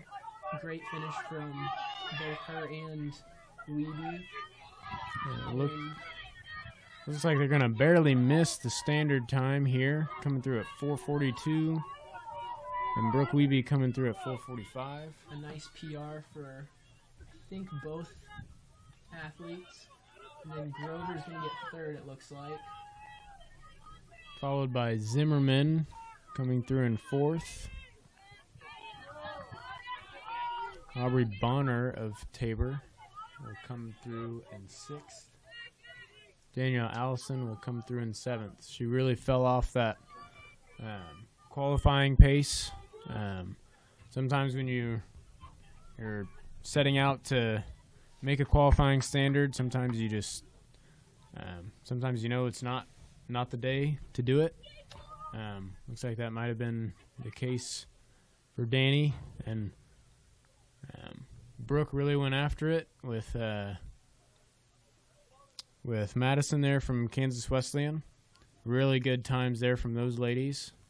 And they will kind of regroup this next week for training and really take a look at what their best options are for the national meet. Again, a lot of these Tabor athletes are coming off a national qualifying performance at the KU Relays. Ran a record-breaking time of 9:20. That's good enough for national qualifying spot, and many of those athletes are also going to try to run an individual event as well. One athlete we didn't mention was Aubrey Banner. She's had an outstanding year, qualified in both the 3K and the 5K at indoor nationals, and she's qualified for both the 5K and the 10K at outdoor nationals. So having a great year. Showed off a little bit of speed today in the 1500. We're going to transition to the men's 1500, where we have Jordan Mitchell, a freshman from Ottawa. This is the first of two sections. Zach Tibbetts from Kansas Wesleyan. Second call, women's 200 meter. Second call, women's 200 meter. Roman May from Kansas Wesleyan. Landry Coble from Oklahoma Panhandle. Graham Bales from Friends, Jace Baker from Pratt Community College, Don Casigua from Garden City, Dylan Bolt from Friends, Jamel Sanchez from Southwestern, Justin Holick from Friends, Mark Corpus from Garden City Community College, Brahman Motschek from Oklahoma Panhandle, Hayden Bassler from Friends, Ryan Villarreal from Tabor, Brendan Fuller from Ottawa, Apostolo Zuniga from Tabor, Logan Dybowski from Tabor, and Carlos Flores from Oklahoma Panhandle. Another very full heat. Oh my, I didn't hear the gun, but these guys are off and running. Apologies that I didn't hear that. It looked like they came through 400 and maybe 67 seconds. Yeah, somewhere around there, maybe 65 to 67 seconds. I'm not quite sure who's in first, but he's followed closely by Logan Dybowski.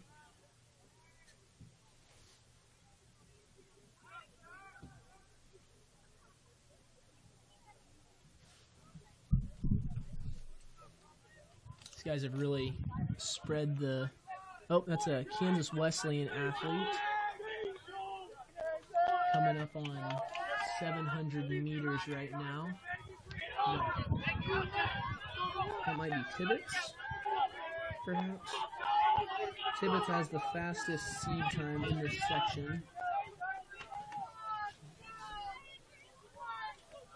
So, coming up on 800 meters. We'll see what they come through at. About 217, 218. So, that's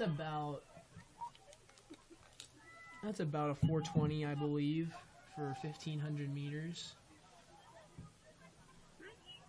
A lot of these athletes, as we've talked about, have already run an event today or yesterday. You can tell kind of these guys are feeling it in their legs, but it's really good to get that experience of running multiple events in a day, and really just helps strengthen you for the event that you that's kind of your bread and butter. Tibbetts doing a good job staying locked in. They just came through 1,000 meters.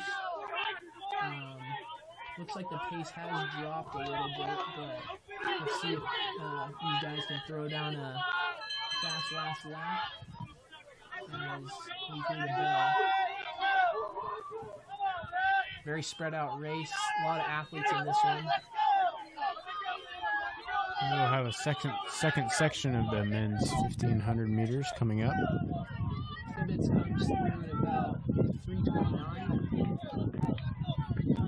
It's about a 4:40 mile pace, or about a 4:22, 4:23, 1,500 pace, I think.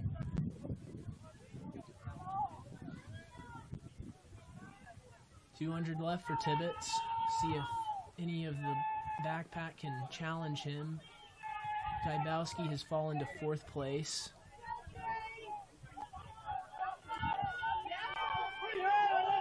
Tibbetts looks very strong coming down the front stretch. Let's see if he can beat his PR of 4:18.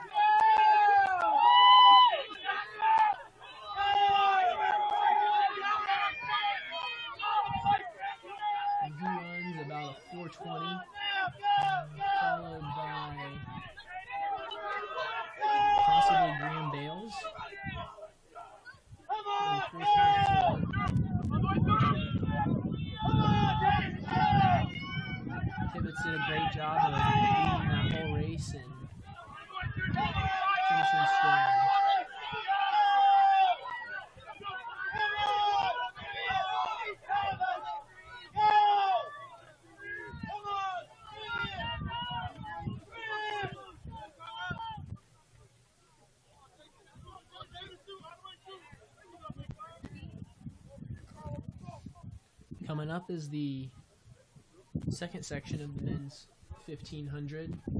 Still trying to see the results of that last section, and we'll keep you updated on that. While Toby looks that up, in this next section, final section, we have Weimer of Garden City, Lauer of McPherson, Stade from Tabor, Klukas from Tabor, Chichier from Garden City. This is the first call for men's 200 meter. First call, men's 200 meter. Catone from Kansas Wesleyan, Zortman from Friends, Cruz from Kansas Wesleyan, Douglas from Friends, Callaway from Tabor, Gozmont from Garden City, Calvin from Kansas Wesleyan, Gonzalez from McPherson, Ruiz from Friends, Monte Wallace from Bethany, Alvarez from Kansas Wesleyan, Schmidt from Tabor, Martinez from Kansas Wesleyan, and Cuss from McPherson. 19 people in this second section, so as I mentioned earlier, very important for the front runners to get out ahead. Talked about Dylan Callaway already as our athletes start the race.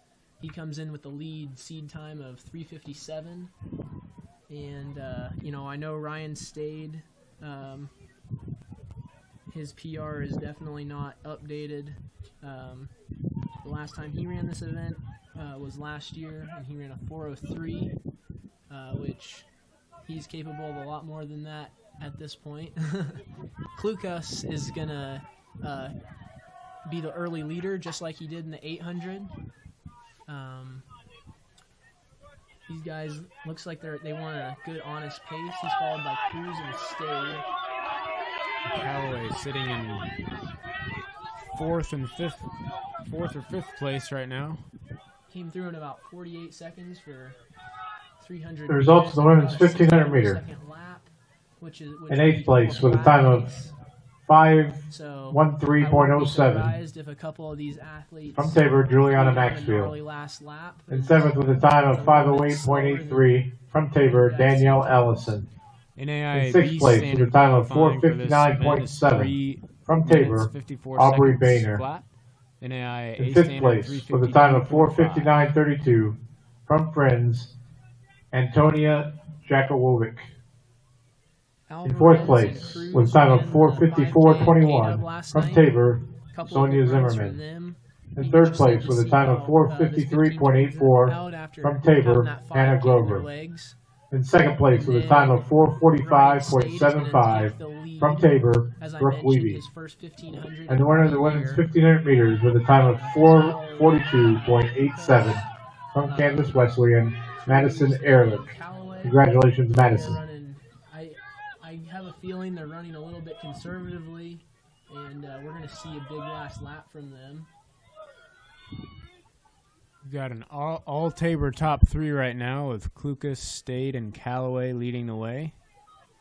That's about 2:12 through the 800. As I mentioned, I watched Derek Klukas run a 3:59 last week, and so a lot. This is the third and final call, women's 200 meters. Third and final call, women's 200 meters. So I'm excited to see how this last lap goes. As you can, it's always that 500 meters left is kind of when people start to go. So and it looks like Klukas is doing that right now. So that's 1K in about 2:45. We'll see if he can really get down on that. We won't see any national qualifying marks today, but we'll see how fast these guys can run that last lap. Klukas, Stade, Callaway, top 3, and a nice string of runners. And there's a little bit of a gap forming between Klukas and Stade, as he's going to come through 1200 and about 3:16, following his 800. And wow, he's really gotten a gap. A little bit of movement in that second pack. I'm not quite sure who the athlete and leading that second pack is, but he's starting to make a move. And we'll see if Klukas can hold on to get this win. 150 to go, and the challengers are making their move. Yep, Klukas is going to really need to pump those arms to get this win. He's really closed hard. Not going to break that 4-minute barrier. They are going to run 4 minutes and 4 seconds. And Klukas is going to get the win, followed by a Garden City athlete. Stade comes up to take third. Callaway will be in fifth. Lucas Guzmont from Garden City took second. Second call, men's 200 meter. Second call, men's 200 meter. That was a good close from those top 5 athletes with Darren Klukas. Sorry, Darren, I think I've been mispronouncing your name for the past 5 minutes. But came through 1200 in about 3:16.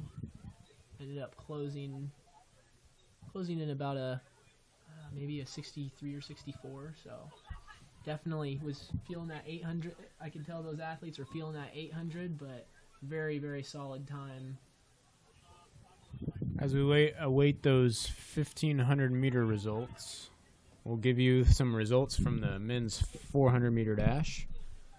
8th place, Javon Goodman of Friends. In 7th place, Tegan Gallagher of Tabor with a time of 51:26.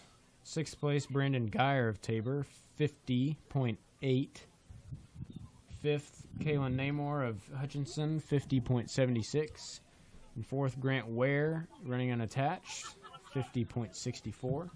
And 3rd, Marquez Cameron of Langston, 50.39. In 2nd place, Raquel Telemake of Hutchinson, 49.86. And taking the win, Elisha Williams, of a freshman from Hutchinson, running 48.95.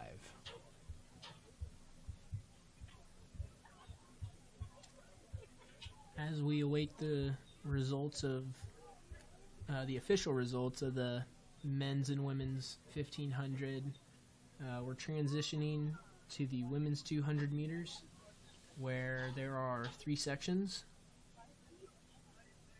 Pierce, while we're waiting for that, give us a little bit of an outlook on what the Tabor team is going to look like at the national meet this year. I know we've got a lot of mid-distance and distance runners. Looking forward to that meet. How's it going to look? Yeah, so it's very exciting. Rylan Hincher has done a great job since he's gotten here of recruiting some incredible talent from small towns. Just some great finds like Ryan Stade and Darren Klukas, as we saw earlier. Dylan Callaway as well on the men's side. Those are definitely some athletes to watch out for. Ryan Stade, as I mentioned, has hit both the 5K and the 10K standards, and he told me that he's planning on running both of those. So looking forward to that. He's an All-American in the indoor 5K. Dylan Callaway hasn't quite hit the outdoor 800 standard. He might even go for the 1500.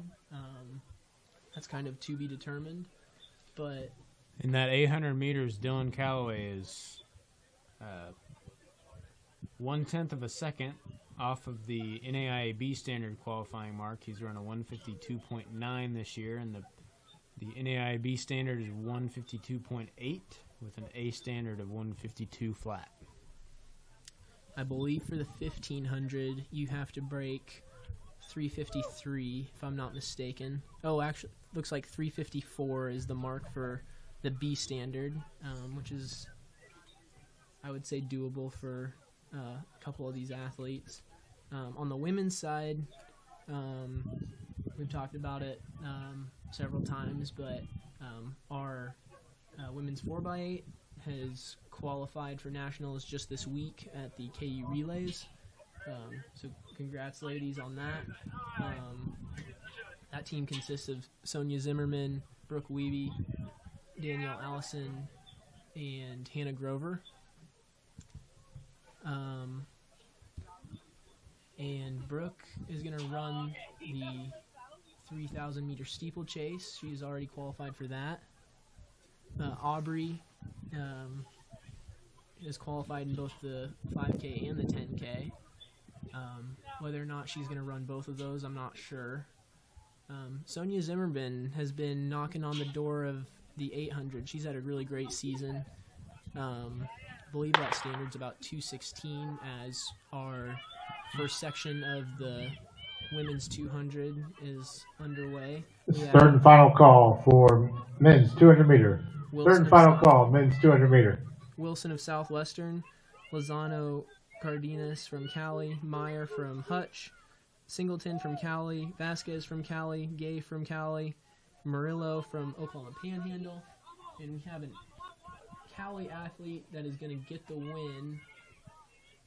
That is Vasquez in a time of 28:33, followed by Singleton, excuse me.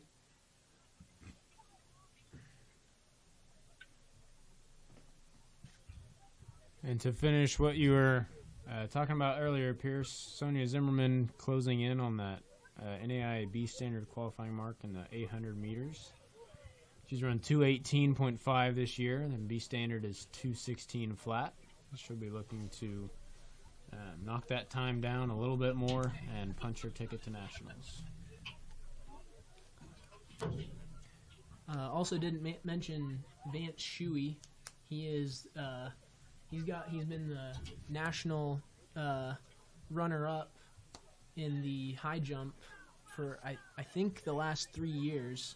It's just been very dominant, incredible athlete. I believe he might be fighting some injuries right now, but I would not count him out for qualifying. Great athlete, has qualified in both the high jump and the long jump in the past. For anyone who knows Vance, it's always just so surprising to learn that he's such an incredible athlete. He has so much humility about him. He might seem unassuming and quiet in person, but when he steps on the high jump apron, he is an intense competitor. He's been in the top 3 of the national meet, like Pierce said, the last number of years. He went to the indoor meet as a freshman, and I believe he got 11th, and then every national meet since then, he's been named an All-American. This is his junior season. He's coming off of the NAIA runner-up, I believe, at the indoor national meet in South Dakota this year. And he has hit the NAIA B standard in the high jump at 2 meters 04. That's 6'8" and a quarter. And his PR is 7 feet, but I'm not 100% sure on that. I believe his PR is about 2:15, 2 meters 15. That's 7.5 inches. Our second section of the 200 meter dash is just about underway. We have Hernandez from Bethany, Duvall from Friends, Cox from Hutchinson, Terry from Langston, Christensen from Tabor, Dorsey from Langston, Billheimer from Cali, and Kirchun from Hutch. And we're going to have a tight finish, as it looks like Kirchun is trying to hold on to this heat. Close finish, and it looks like we're going to have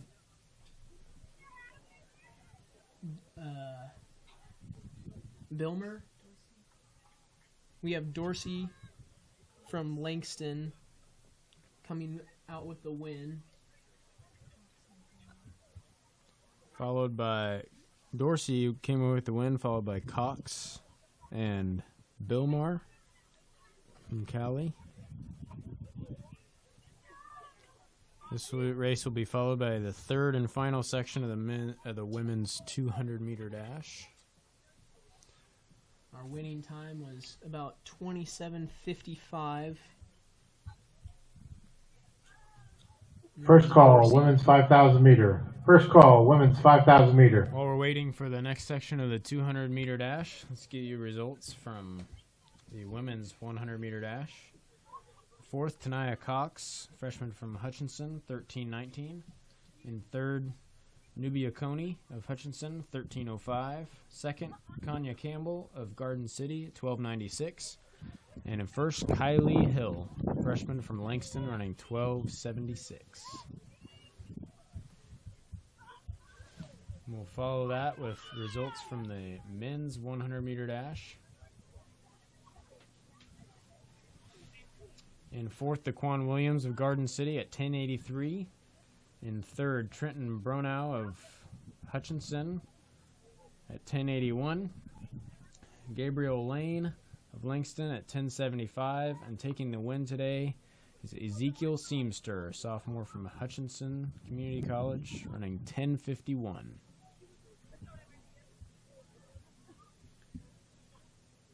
Also in that 100 meter dash for the men, taking 8th place, Tabor freshman Jordy Dolph, running 11:24.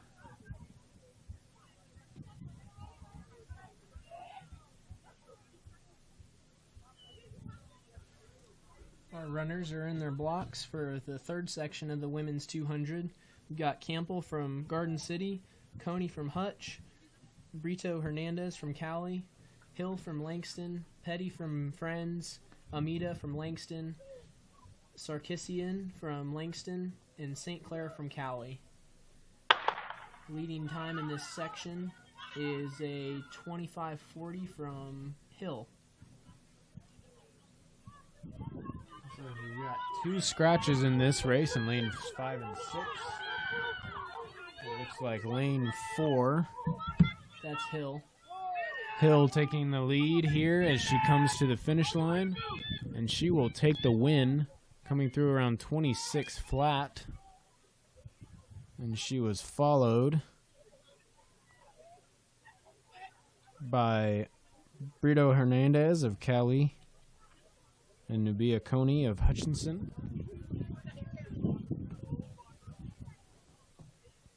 So taking the win today in the women's 200 meter dash, Kylie Hill will be a double champion in the 100 and 200 meters today. She's just a freshman, so congrats, Kylie. Up next, we got the men's 200 meters. Might see a couple of athletes doubling back from the 100. In this first section, we've got Sanchez Murillo, who is unattached, Sanders from Bethany, Hall from Oklahoma Panhandle, and Eaton from Garden City.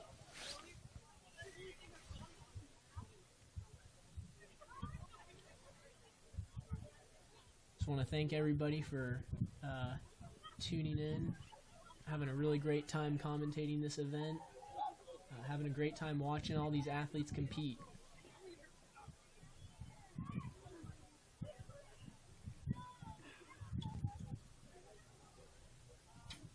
As we wait for the next section of the, as we wait for the men's sections of the 200 meter dash to start, we'll give you results from the women's 1500 meter run.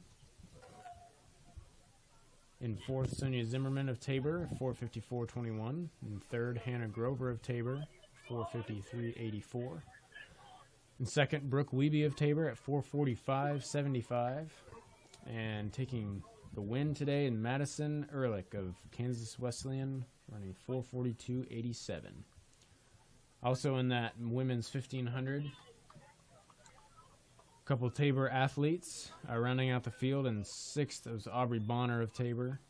In seventh was Danielle Allison. And eighth, Juliana Maxfield. 10th place was Adrian Selzer. And 11th place was Sydney Garner. The Tabor athletes really cleaning up.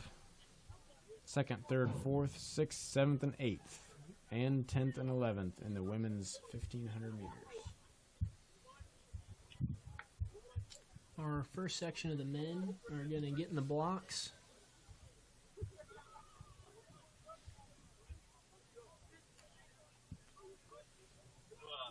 we can see the field really start to thin out, or the infield. Yeah, the infield and the crowd start to thin out as the day is starting to come to a close. It's like our gentleman in lane 3 and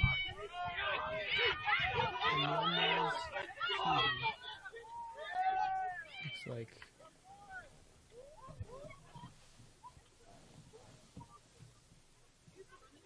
might have been Jaden Hall of Oklahoma Panhandle taking that at 23:70, taking that first heat.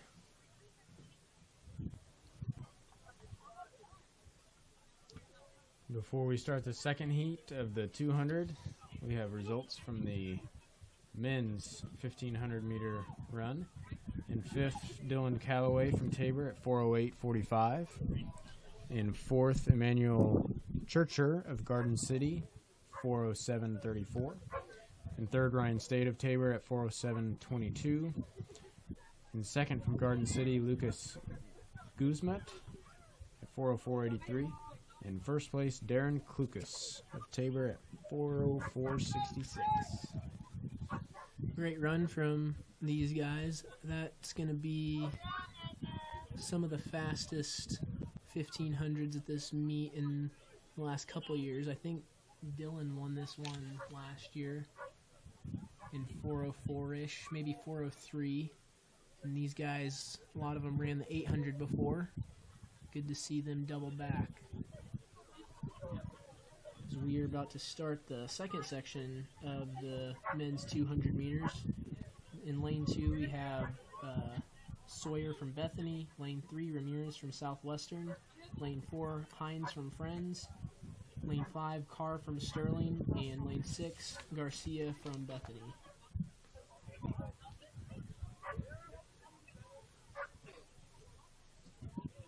Also circling back to the Nationals preview for the Tabor track and field team. Jordan Lowry of the women's team in the high jump event is closing in on the high jump B standard mark of 1:65. She's jumped 1:62 this year. She'll be looking to improve that mark and punch her ticket to Nationals. And we are underway for the second section of the men's 200.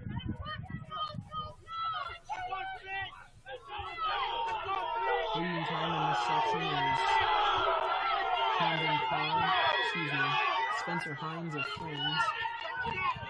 And that looks like he's going to come away with the win.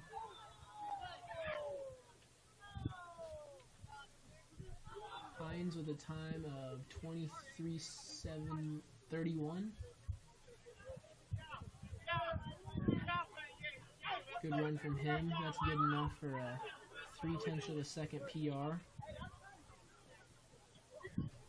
Second call, women's 5,000 meter. Second call, women's 5,000 meter. Ramirez came in second,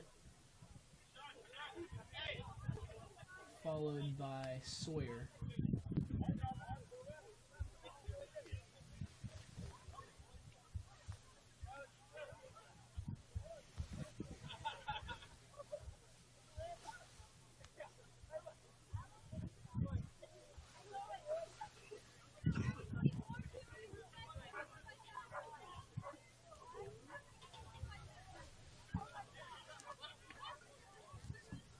Coming up in this third section of the men's 200 meter dash, we have Oliver Cabana of Colley College in lane 1. In lane 2, Jeremiah Frederick of Friends. Lane 3, Jack Tigmeyer of Southwestern. In lane 4, Logan Tyler of Cali College. In lane 5, Nick Montoya of Tabor. In lane 6, Terrence Ford of Langston. In lane 7, Tariq Shaver of Bethany. In lane 8, Anthony Torres from Friends. Fastest seed time in this heat will be 23:22 from Logan Tyler of Cali College, followed closely by Nick Montoya of Tabor at 23:25.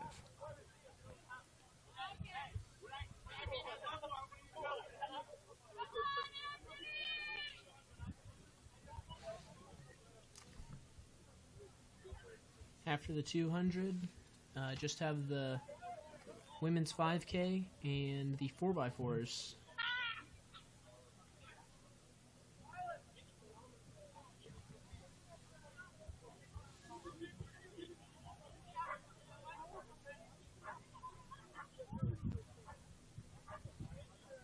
Again, circling back to the Nationals preview, Tabor freshman Lily Veer is closing in on the NAI B standard mark in the women's javelin. She's thrown 37 meters 90 this year. That's 124 feet 4 inches. She threw that at the Wichita State KT Woodman Classic a week ago. And she is about 1.5 meters off of that NAI B standard qualifying mark. She will look to improve that mark to around the 130-foot mark to qualify for nationals. And our Section 3 200-meter men runners are getting in their blocks.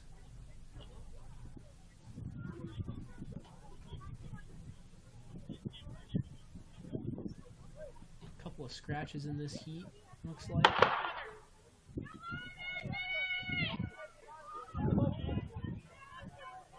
Yeah, scratches in lanes 2, 3, and 4. Looks like Nick Montoya coming off the curve with a lead. He's going to be challenged by Tariq Shaver of Bethany. And it's Nick Montoya coming down the stretch with the lead, and he's going to win this third heat, of the men's 200-meter dash. Looks like he runs about a 23:37. 23:37 for Montoya. I talked to him earlier today. He was hoping to go sub 23 with that 200-meter dash. Narrowly missed that mark with a 23:37. He does get the heat dub, though. Wins this third heat of the men's 200 meters. Up next will be the fourth section of the men's 200-meter dash. We have Larry Johnson of Pratt Community College, Tegan Gallagher of Tabor, Sincere Dorval of Friends, Javon Goodman of Friends, Chad Payne of Friends, Gabriel from Langston. We have Jordan Ashley of Langston. We have Maurice Gray of Sterling.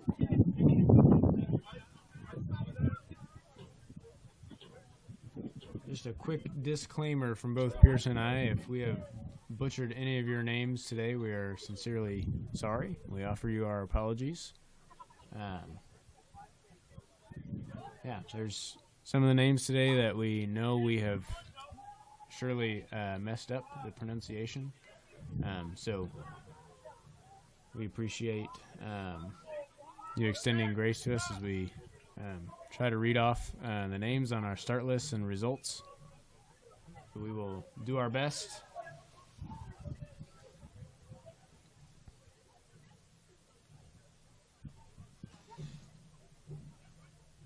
Great to see these teams cooling down together. It's a nice feeling to be done with the day and just a nice, easy jog to shake out the legs at the end of the day with your teammates. Pierce has a distance runner. For those who haven't followed distance running very closely, what's the strategy and the benefit of doing your cool down laps? What does that do for your body? You know, I never completely understood it. It always helped me feel a little better. I believe that the physiology behind it is that it's supposed to slow your heart rate down gradually instead of going from 180 straight down to the normal heart rate of 60 beats per minute as our runners are in their blocks for the fourth section of the 200. A lot of times these runners just want to get a little bit of extra mileage in as well and just get a nice little shakeout, as one would say. Looks like lane 8 was a decent lead. Reese Gray of Sterling had the early lead, and now it is Javon Goodman of Friends who takes the lead, and Tegan from Tabor is also coming to the line.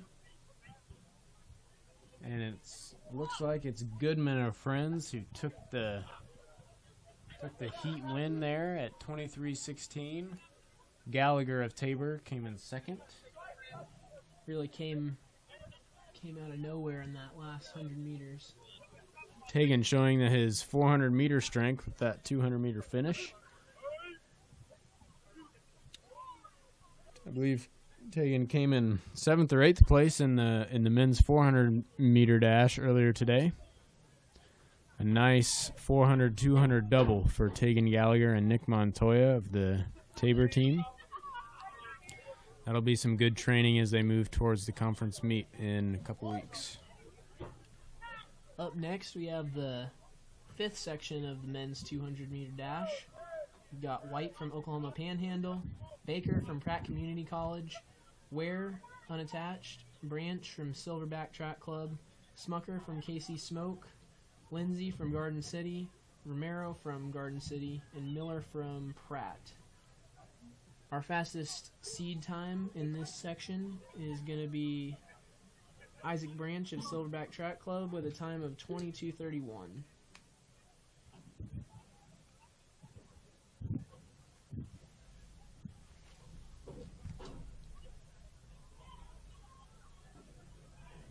Still a nice 54 degrees here in Hillsboro with little to no wind. Pretty decent day for a track meet if you're from Kansas.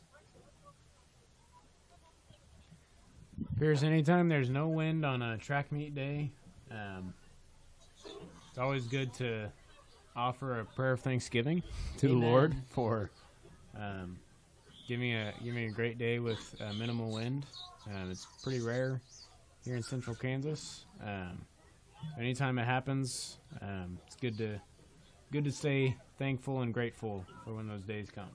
And take advantage of it. For most of the athletes today in college track and field, a windy day is not great for everyone except for 100, 200, and short hurdle competitors. Those races will always run with the wind, but every other race will have to run into the wind at some point. Also, the horizontal jumpers love a nice gusty wind. Everybody else, not so much. Our 5th section of the men's 200 is off. Getting out quick on the inside is Austin White of Oklahoma Panhandle. It looks like the outside lane might be Jacob Romero of Garden City. And it's now Grant Ware running unattached, coming through in lane 3 that'll take the win. Ware takes it in 22:69. He'll be our first competitor under that 23-second mark.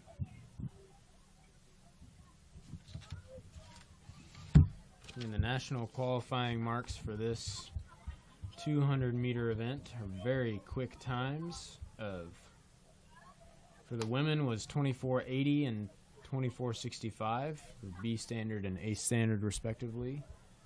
For the men's 200-meter, B standard is 21:40 and A standard is 21:25. Very quick times that these athletes are chasing. Our final section of the men's 200-meter dash. We've got Amperon of Pratt in lane 1, lane 2, Ojo of Bethany, lane 3, Gilbreth of Pratt, lane 4, Lane from Langston, lane 5, Warren from Hutch, lane 6, Williams from Garden City, lane 7, Brooks Davis from Pratt, and lane 8, Cameron from Langston. Looks like we will have a couple scratches in this heat as well. Seems to always happen with the 200 meters. Seems like at every college meet there's at least 30 to 40% of the athletes in the original start list will scratch out.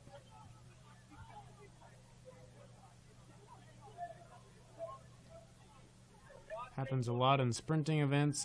If somebody comes up with an injury in the 100 meters, or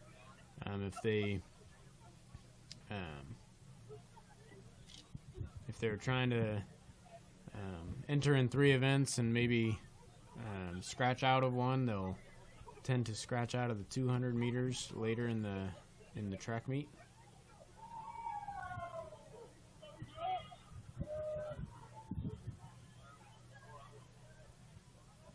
Our runners are going to get in their blocks. Looks like there's three athletes. Looks like it'll be lane 2, Ojo of Bethany. It'll be lane 5, D'Antonio Warren of Hutchinson, and lane 6, Daquan Williams of Garden City. A very quick start from Warren of Hutchinson. Makes up the stagger quickly. This is the third and final call for women's 5,000 meter.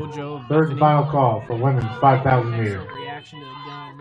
It seemed like timed out perfect It was all D'Antonio Warren from Hutchinson Community College coming through at a very quick time.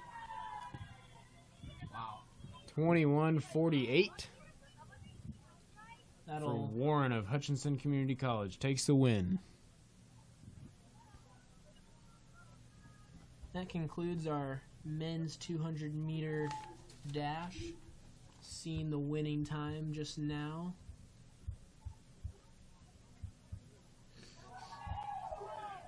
And up next, I believe we're going to have the women's 5,000 meters. There was some controversy as to whether or not that would happen. The men's 5,000 meters was canceled, and I'm not seeing any of the women on the track yet. While we're waiting to clear up the 5,000 meters question, we'll give you the results of the women's 200-meter dash. In 4th, Kenya Campbell, sophomore from Garden City, at 27:16. 3rd place, Rhiannon St. Clair from Cali College, 27:11. In 2nd place, Diana Brito Hernandez, 27:08. And taking the win, we saw her earlier win the 100-meter dash, Kylie Hill from Langston, a freshman, coming through at 26:19. And the women have come to the track. We've got Kaylee DeAngelis from Tabor. We've got Aubrey Bonner from Tabor, Brooke Wiebe from Tabor, Danielle Allison from Tabor, and Beverline Kiptaras from Garden City Community College. And they are off already. Tabor women doubling back from the 1,500 earlier today and running that national qualifying 4x8, so very full weekend for these ladies. Danielle Allison is qualified in this event for outdoor nationals last year. She hit that qualifying time at Washington University. It's been a great meet for the Blue Jays the last couple years. First call, women's 4x400 meter relay. First call, women's 4x400 meter relay. 10K, so it's been a good time, and Tabor's seen a lot of success come from that meet. Brooke Wiebe also just comes off of a PR in this event last week at Wichita State. She dipped under that 18-minute mark. And as we've mentioned, Aubrey Banner is Tabor's sole qualifier in this event this year. She hit a B standard of 17:37. Toby, what's that standard for the B standard and the A standard? For the women's standard for the 5K, B standard 17:40, and A standard is 17:30. So 10 seconds separating those two standards. And it looks like we have some pacers with the Tabor team trying to help out their teammates today, getting to a fast mark in this 5K. That first 400 was about about 132, 133. We've got Brooke and Danny and Aubrey and Hannah and Sony and Beverly all surrounding Kaylee DeAngelis. A nice tight group of runners can use each other to work together. Pierce 5K was one of your specialty races. For a lot of people tuning in, it probably seems like a lot of running around in circles for no reason. Give us the strategy and the uniqueness of this 5K race. Yeah, depending who you ask, I think it's a really fun event. It's really just about, locking in and clicking off, or like just being really consistent, I think. Results of the men's 1,500 meter race. You have a time in mind, and in 8th place with a time of 4:11.3 from Bethany, Jackson Monti Wallace. How you want to approach it, I think. In 7th place with a time of 4:10.76 from Kansas Wesleyan, are able to, Tristan Catone. depending how you run In it. 6th place with a time of 4:09.28 from Garden City, Lawson Bamer. Really just cut down. In 5th place with a time of 4:08.45 from Tabor, Dylan Calloway. These ladies are In 4th place with a time of 4:07.34 from Garden City, the pace picks up, Emmanuel Churchier. kind of stays the same. In 3rd place with a time of 4:07.22 from Tabor, with teammates Ryan in Stade. a long distance In race. 2nd place with a time of how much does it help 4:04.83 to have teammates with you running the from same Garden race? City, Lucas Super Gosmat. helpful. Running with teammates. And the winner of the men's 1,500 meter race with a time of 4 minutes, 4.66 seconds from Tabor College, Darren Lucas. Aside from the Congratulations, Darren. 1,500, this is a bit of a workout for them. But that first mile and a half, you're feeling really good. But it really starts, as with any race, once you get about 2/3 into that race, if you're running it right, you're not feeling too good. So to have a teammate on your shoulder is super encouraging. Gives you a little bit of a sense of competition as these women are clicking off, looks like 134s right now. Results of the women's 200 meter dash. In 8th place with a time of 27.67 from Hutchinson, Tanaya Cox. Super important. In 7th place with a time of 27.66 from Langston, Yasmin Sarkeesian. In 6th place with a time of 27.55 from Langston, Amaya Dorsey. Really nice. In 5th place with a time of 27.21 from Hutchinson, Nubia Coney. In 4th place with a time of 27.16 from Garden City, Kenya As Campbell. the Tabor women run In 3rd together place as a with a team time of around this 27.11 from Cowley track for College, the 5K, Rhiannon St. Clair. In 2nd place kinda with a time of is a reminder 27.08 of, from Cowley College, is how much Diana Tabor Brito Hernandez. distance running has changed And the over winner last of the women's 4 to 200 5 meter years. dash with a time of 26.19 Coach, from cross Langston, country coach, and Kylea Hill. assistant coach Riley Congratulations, Kylea. and took over this cross country and distance program in the summer of 2019, and since then the program has been totally changed. Pierce, I'm going to talk a little bit about how Coach Hincher has really taken this program to the next level. Absolutely.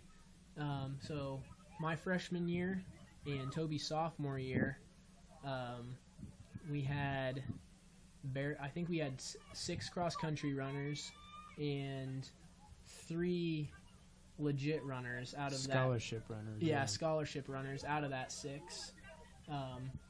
So just to think about how results of the men's 200-meter race. We were barely able to even. In 8th place with a time of 23.24 from Kansas City Smoke, Noah Smucker. In 7th place with a time of 23.19 from Oklahoma Panhandle, Austin White. In 6th place with a time of 23.16 from Friends, Javon Goodman. In 5th with a time of 23.02 from Garden City, Jacob Romero.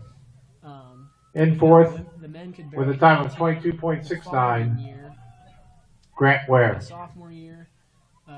In 3rd place with a time of 22.35 from Bethany, Inialua Ojo. In 2nd place with a time of 22.12 from Garden City, Daquan Williams.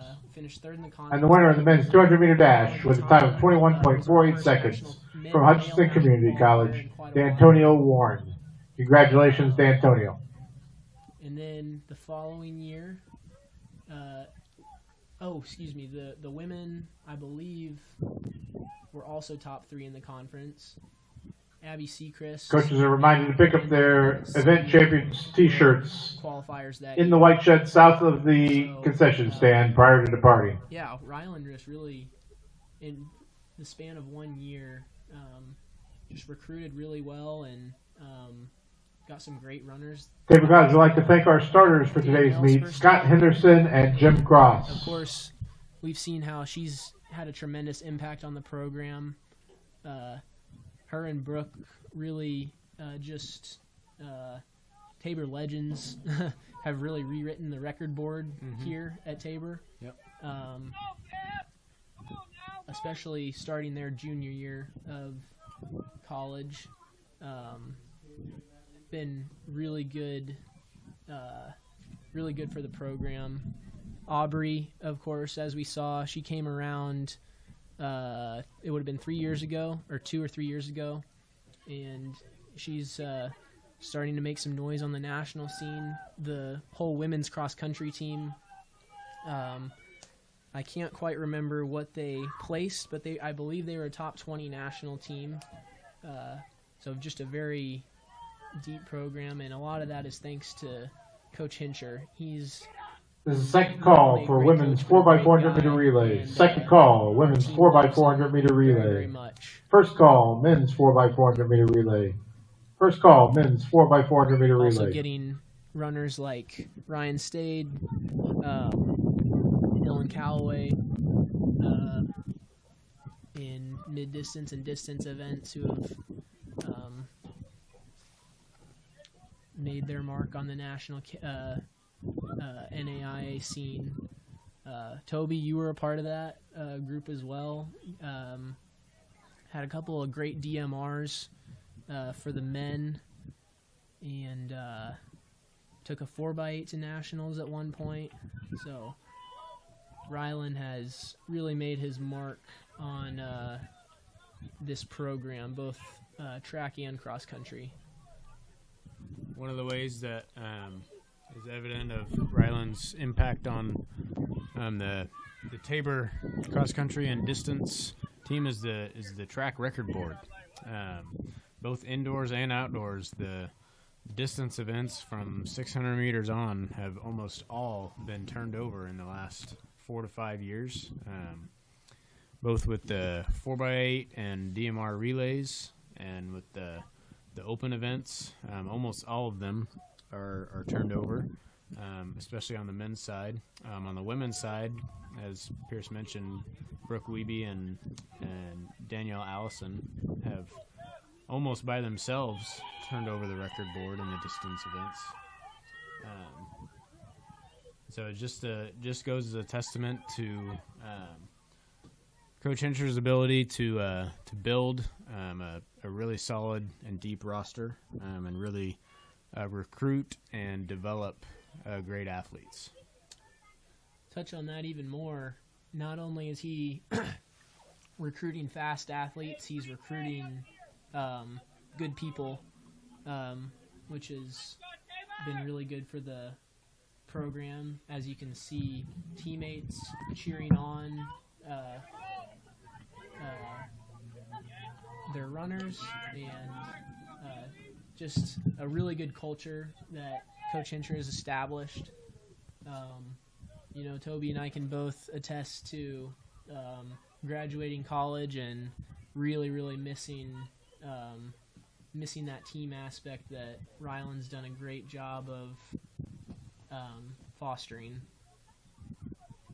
Yeah, I would circle back as well to the impact that Coach Croker has had on the track team in that aspect as well, developing a great team culture of positivity and encouragement, and really focusing on the spiritual aspect of running and competing. And so both of them together along with the other assistant coaches have been really key in developing that team culture. I believe our women just came through 2 miles or 3,200 meters in about 12:32-ish.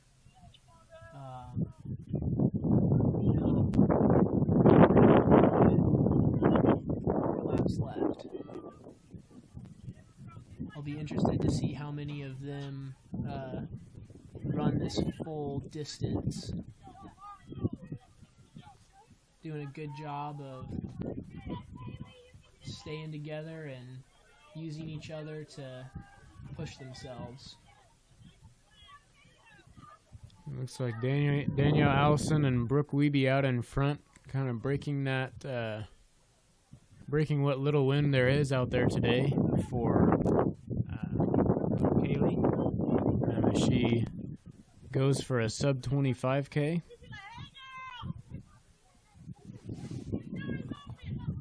Dropping back is Beverly Taurus of Garden City. She's about 200 meters back of the leaders. She came in with a seed time of 20 minutes, 38 seconds.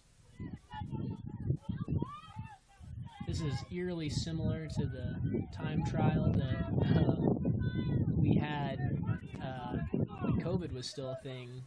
I think it was 3 years ago, and one of our cross-country meets had gotten canceled, and Ryland decided to put on a inter-squad time trial on the track under the lights. Yeah. And it was just about the most perfect night, and a great time for a lot of PRs and a good team building.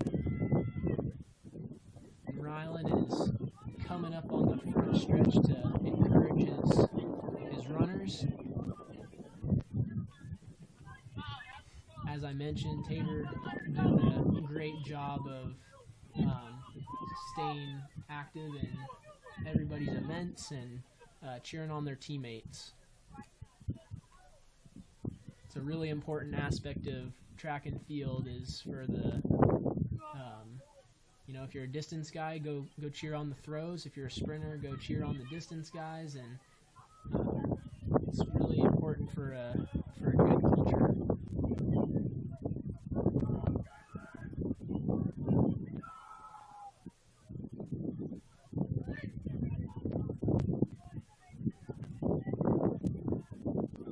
I think that we're coming up on 4K, I believe.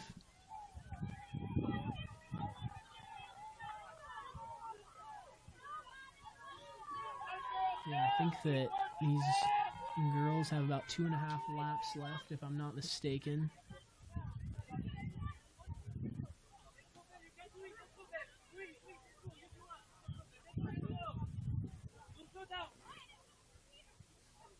It looks like these pace setters are gonna finish out the race. It looks like they're still on the track. Danielle Allison has dropped off, and Brooke Wiebe and Aubrey Bonner are now continuing to set the pace for Kaylee. Hannah Grover doing a good job of sticking in there and using this as a good workout after that 1500 and 4x8.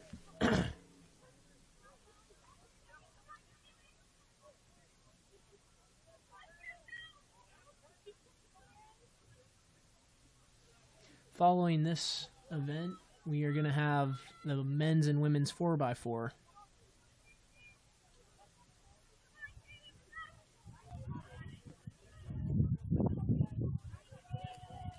Coming up on 600 to go. Got Weeby, Bonner, DeAngelis, and Grover. Coaches are reminded to pick up their event champion T-shirts in the white shed south of the concession stand before you leave. Runners are still making their way around the oval. We'll give you the men's 200 meter results. In fourth, Grant Ware running unattached, running 22:69. In third, Ojo of Bethany running 22:35. In second place, Daquan Williams of Garden City running 22:12. And taking first from Hutchinson Community College, DeAntonio Warren running 21:48. We're coming up on the last lap of the women's 5K. Joel is going to ring that glorious bell that distance runners love to hear. I believe that they have 400 meters left, and I think they came through in about 18:10-ish. So to get that sub 20 mark, they're going to need to run about 110 seconds for a lap, which should be well over what they can do.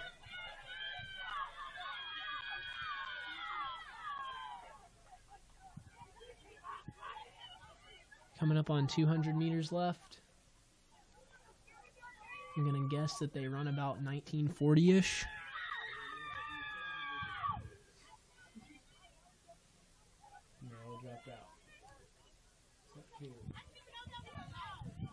Here comes Kaylee down the home stretch.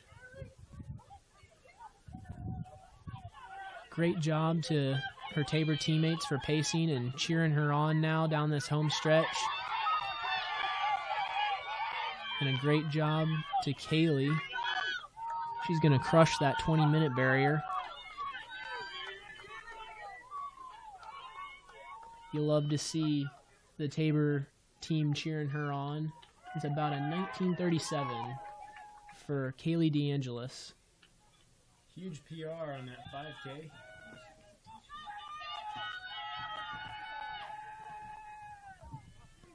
Congrats on a great run, Kaylee, and good job to the Tabor women for sticking in there and pacing. Third and final call for women's 4x400 meter. Third and final call for women's 4x400 meter. Second call, men's 4x400 meter. Second call, men's 4x400 meter. As we continue through this 2024 Tabor College Invite track meet, we're going to get you the results of all 4x400 teams report to the clerk by the finish line. Men's and women's, all 4x400 teams report to the clerk by the men's finish line. In third, Keegan Lott of Kansas Wesleyan, 43:66. In second place, Lavaris Stegarl of Friends, 46:53. And in first place, Christopher Brown of Hutchinson Community College with a throw of 47:13. That's 154 feet 8 inches.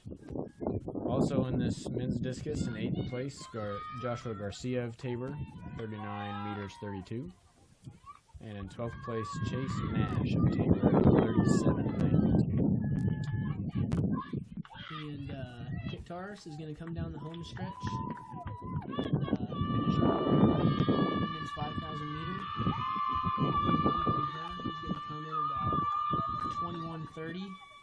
First call for the weight persons relay. First call for the weight persons relay. It sounds like we are going to have a weight persons relay after all. That is a Tabor College Invitational staple where the the throwers get to show off their speed and hopefully not tear their hamstrings.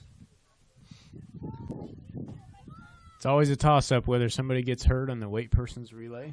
We'll see what this has in store for us this year. But first, we'll have the women's and men's 4x400 meter relays. Only one section of the women's 4x4.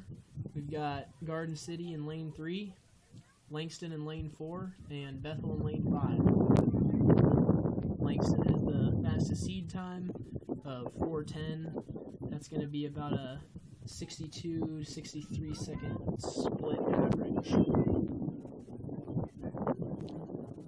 Results of the women's 5,000 meters. Get started. I'll give in you second the place with a time of results 21 of the women's minutes, hammer throw and sixth Endalyn Johnson. 29.89 seconds from Garden City, Beverlyn Kiptaris.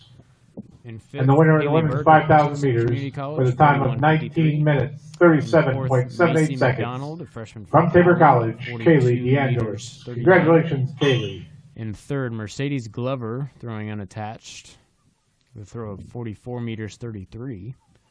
In second, Beatrice Ferreira from Garden City with a throw of 46 meters 92. And in first place, Abby Green from Friends throwing 48 meters 66.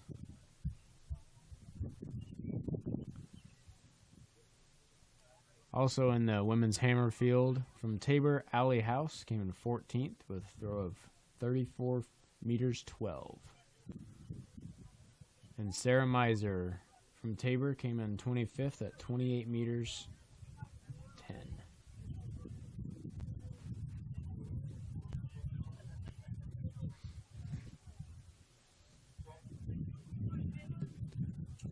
The results of the men's hammer throw are as follows. In fourth, Caleb Cresswell of Cali College, 50 meters .18. In third place, Christopher Brown of Hutch Community College, 50 meters .21. In second place, Rhett Punt of Garden City, 50 meters 25. And in first, Julian Washington from Cali College, with a throw of 56 meters 06. That's 183 feet 11 inches.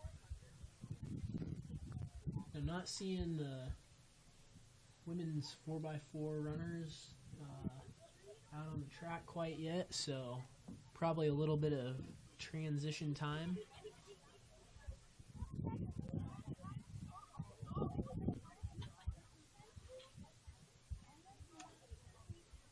Four by four is a super fun event, and at the big meets, it's a very important event as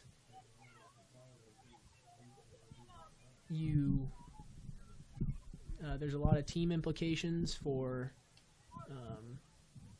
placement, especially at conference meets.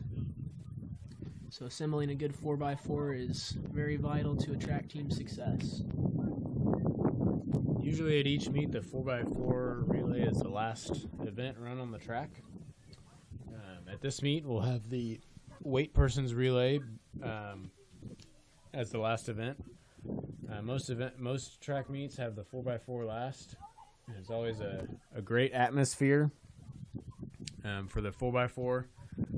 Usually teammates of the runners will run across the field and cheer on their teammates in the relay. It's usually a great atmosphere for the 4x4s. KCAC conference meet will be at St. Mary's this year. Tabor men and women should have a good showing. A couple of opportunity for some top 3 and possibly even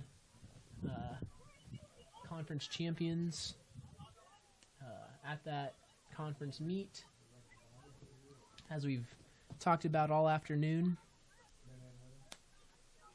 KCAC is really upped its level these last few years. It's been a privilege to see that happen. I'm privileged to see some of the athletes here today that have contributed to that.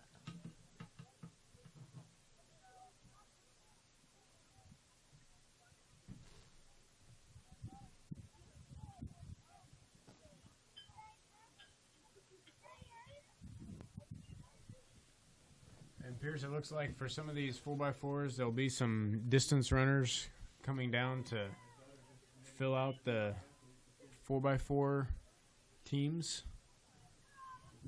Pierce, you did that a number of times for 4x4 teams in your Tabor career. What's that like, finishing a long day of distance racing and coming down to the 400 to run a 4x4? It's a lot of fun. In my opinion, it depends who you'd ask, but there's no pressure in the 4x4 for distance runners like myself, and you just get to go out there and sprint. It's a sprint for us because we don't know how to really access those fast twitch muscles, so it's just a long sprint, no pressure, so it's a lot of fun.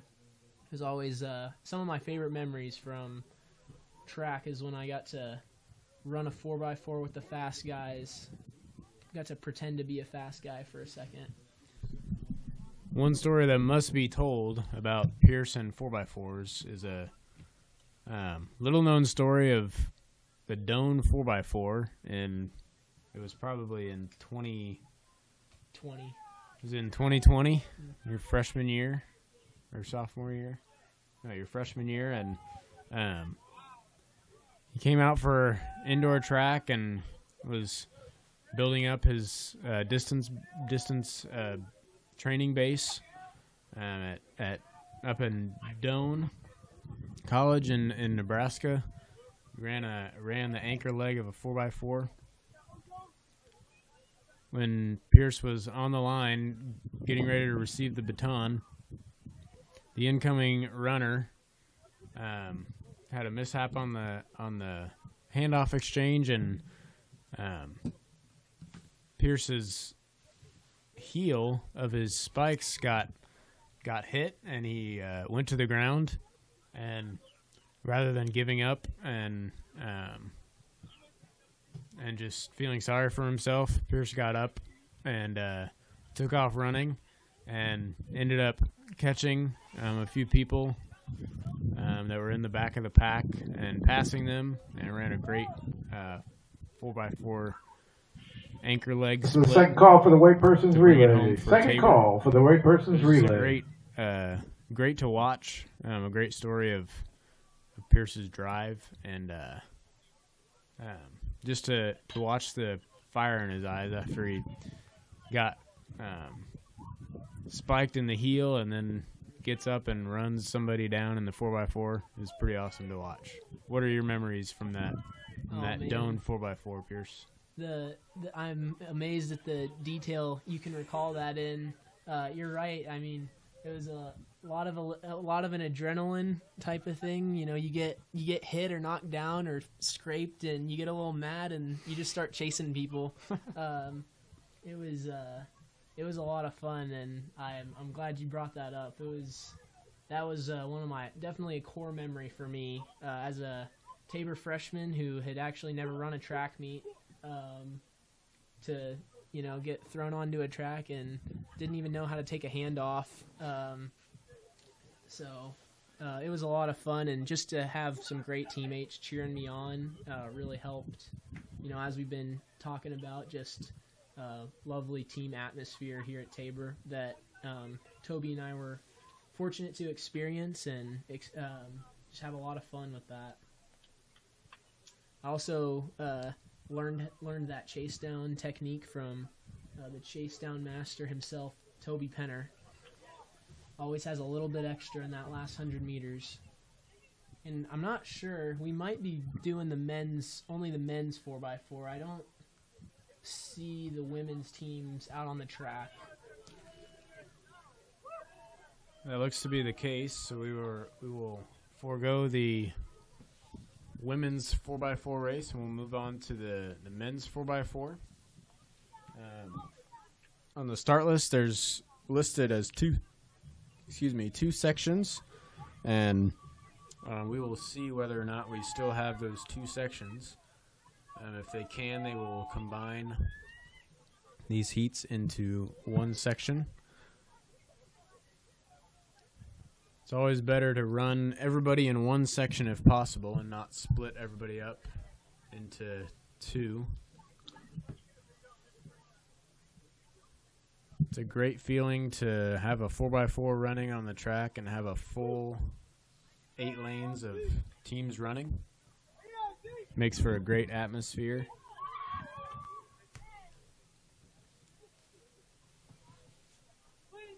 On the flip side, if you're running a 4x4 against one other team, is not a very good feeling, especially when you're a slow distance runner who is running a 4x4 as a workout.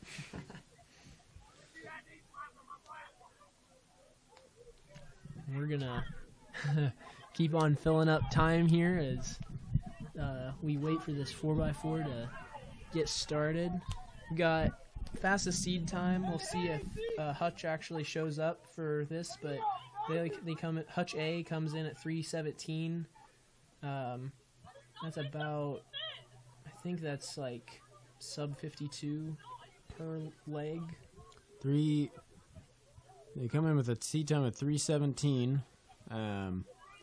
Around 3:20 is a good benchmark for a 4x4. 3:20 is everybody at 50 seconds. So 3:17 would be everyone running about a 49 and some change. So that would be a great seed time coming in. We also got Pratt coming in under 3:20 at 3:19.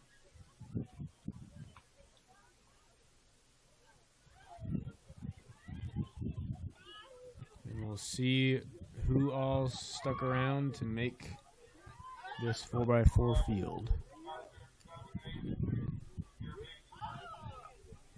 So I see Bethany in lane 3, I believe.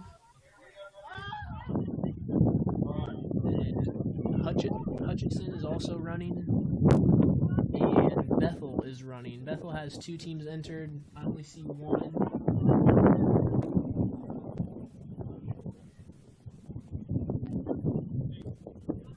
I think I might see Garden City out there as well. And then there's one other team I can't quite visualize.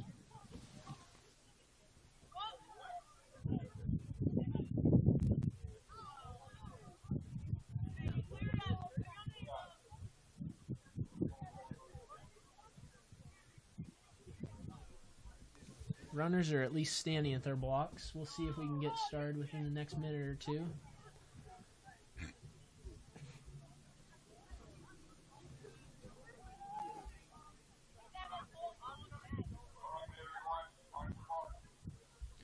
Just heard the starter tell the runners to get in their blocks. Even though the crowd is thinned out quite a bit, you can hear the supporters pumping up their first legs of this final event on the track. Of course, by final event, I am excluding the weight throw 4x1 that we'll see later. And these guys are off. We've got a full 8 lanes of 4x4s going off here, coming out to a quick lead. It looks like Hutch out there in lane 5. 4x4s are always tough to tell who is in the lead with the 3-turn stagger. Coaches, a final reminder to pick up your event champion t-shirts in the white shed south of the concession stand before you leave. Let Toby Thank you. tell the splits when they come. Here comes Hutchinson. This is Hutch and followed by Langston. Also on the outside looks like Garden City. We'd be in third. On the inside is Bethany coming through at a good leg. That was a very quick leadoff leg for Hutch and for Garden City. They look to come through at about 48 or 49 seconds. Looks like Garden City's challenging Hutch a little bit. And Hutchinson responds. Hutch now into the lead. Bethany is moving into third. Wow, Hutch is really starting to pump. He saved up a little bit, and he looks really strong on this backstretch, pumping those arms, striding out. Great job from him. It actually looks like Langston coming into will be in second. Bethany in third. Garden City in fourth. Bethel will be in fifth. And another quick leg from Hutchinson. And Hutchinson has built a comfortable 50-meter lead as they come into this third leg. Looks like Langston being chased down. This third and final call for the weight Bethany persons and relay. Garden City. Weight persons relay, please report directly to your still out exchange in zone. front. Directly to your exchange zones, please.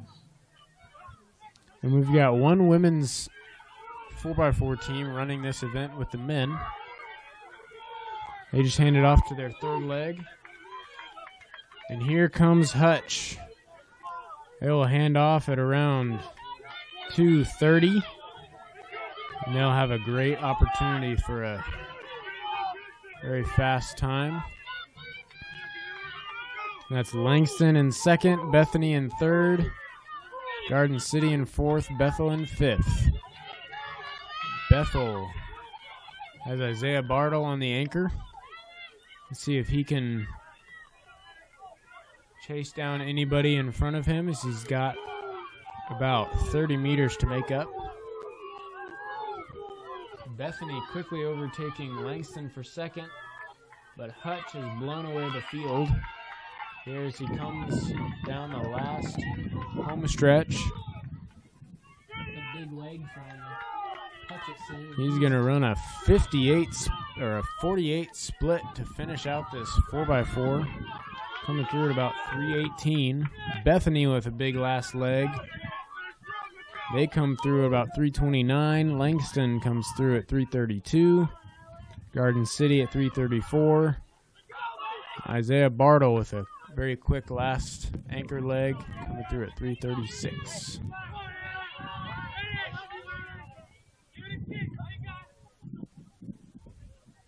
We got the second Bethany squad. Weight person relay members, please report to your exchange zones. And we still have the exchange zones will be between the yellow arrows. Coming through about 150 meters to go. I have to say, this is the first time I've ever seen a combined men's and women's 4x4. I've seen one combined men's and women's 10K. But this is the first time I've seen any other event combined. It's a good time. Good 4x4 for the women. Came through in the low 420s. That's about everyone at 66 seconds.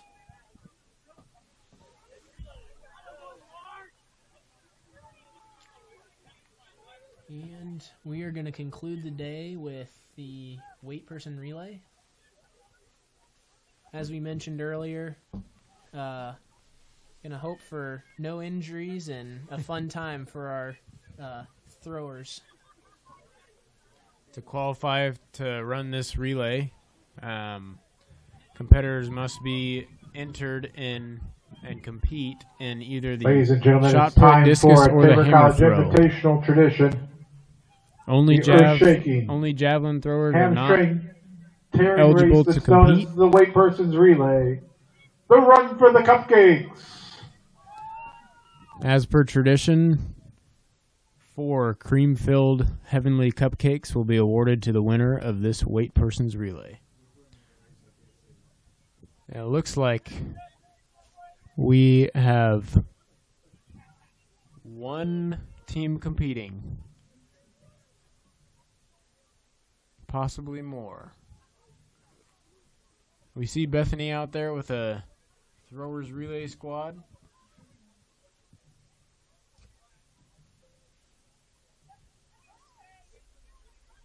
Oh, and lane 1, it looks like they're in street clothes. running the weight person's relay from a standing start. You know, we talk about the runner or the throwers not getting injured, and the low expectations we have for this, the times of this this event.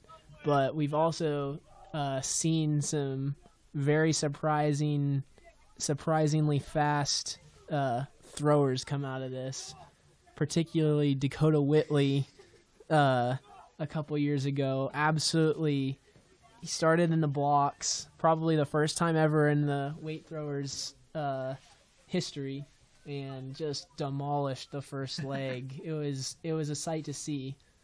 That was promptly followed by the unfortunate injury of another Tabor runner.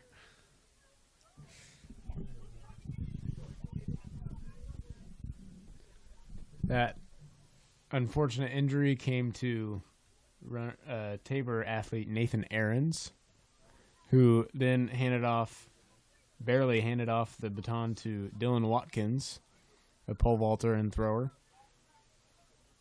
who subsequently handed off to Trajan Smith, Tabor javelin and pole vault and discus legend.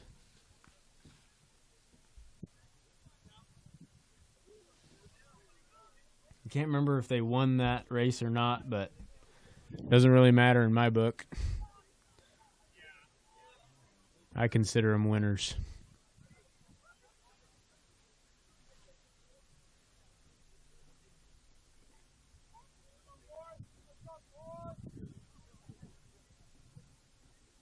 Looks like we've got 2 squads in lanes 1 and 2 for this final event of the meet.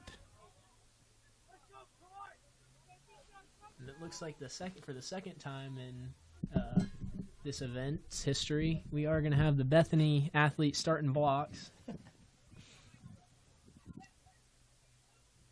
I'm going to go out on a limb and say Tabor's in lane 1. And they're off. And a quick start from the Bethany athlete in lane 2 out of the blocks. But staying with them is Tabor. Oh, and the relay exchanges are a little rough. Honestly, not bad. Better than I could have done. Bethany taking a commanding lead. Wow, that was actually and we will clean. see what Tabor has in the last couple legs, starting to make up a little bit of ground.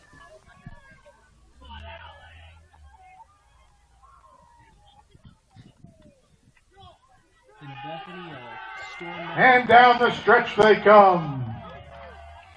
Here comes Bethany winning the weight person relay. And I recognize that handsome man. That's Chase Nash. Tabor comes in and second Bethany wins with it with Chase a time Nash of 53 on seconds. the anchor. Bethany with a winning time of 53 seconds and 4 cupcakes. Everyone, thank you for coming to the Tabor College Invitational. Thank you, Coach Croker, for 29 years at Tabor College. That's going to wrap up the meet. Please pick up your T-shirts, take your trash with you, and please drive home safely. Thank you all so much for joining us on this stream. It's been a privilege to spend the afternoon with you. For those of you who stayed for all 4.5 hours of this, any closing remarks, Toby? Yeah, it's just a great privilege to be a part of the Tabor College Invitational this year, and we just want to say thank you to Coach Croker for his decades of service to Tabor as a institution and to Tabor's track team specifically. I just want to say thank you to him for all of his years of service and mentorship to so many athletes. And it was a great meet today. A lot of great performances and some nice weather. So thanks to everyone for coming out and supporting, and for the athletes for making it happen.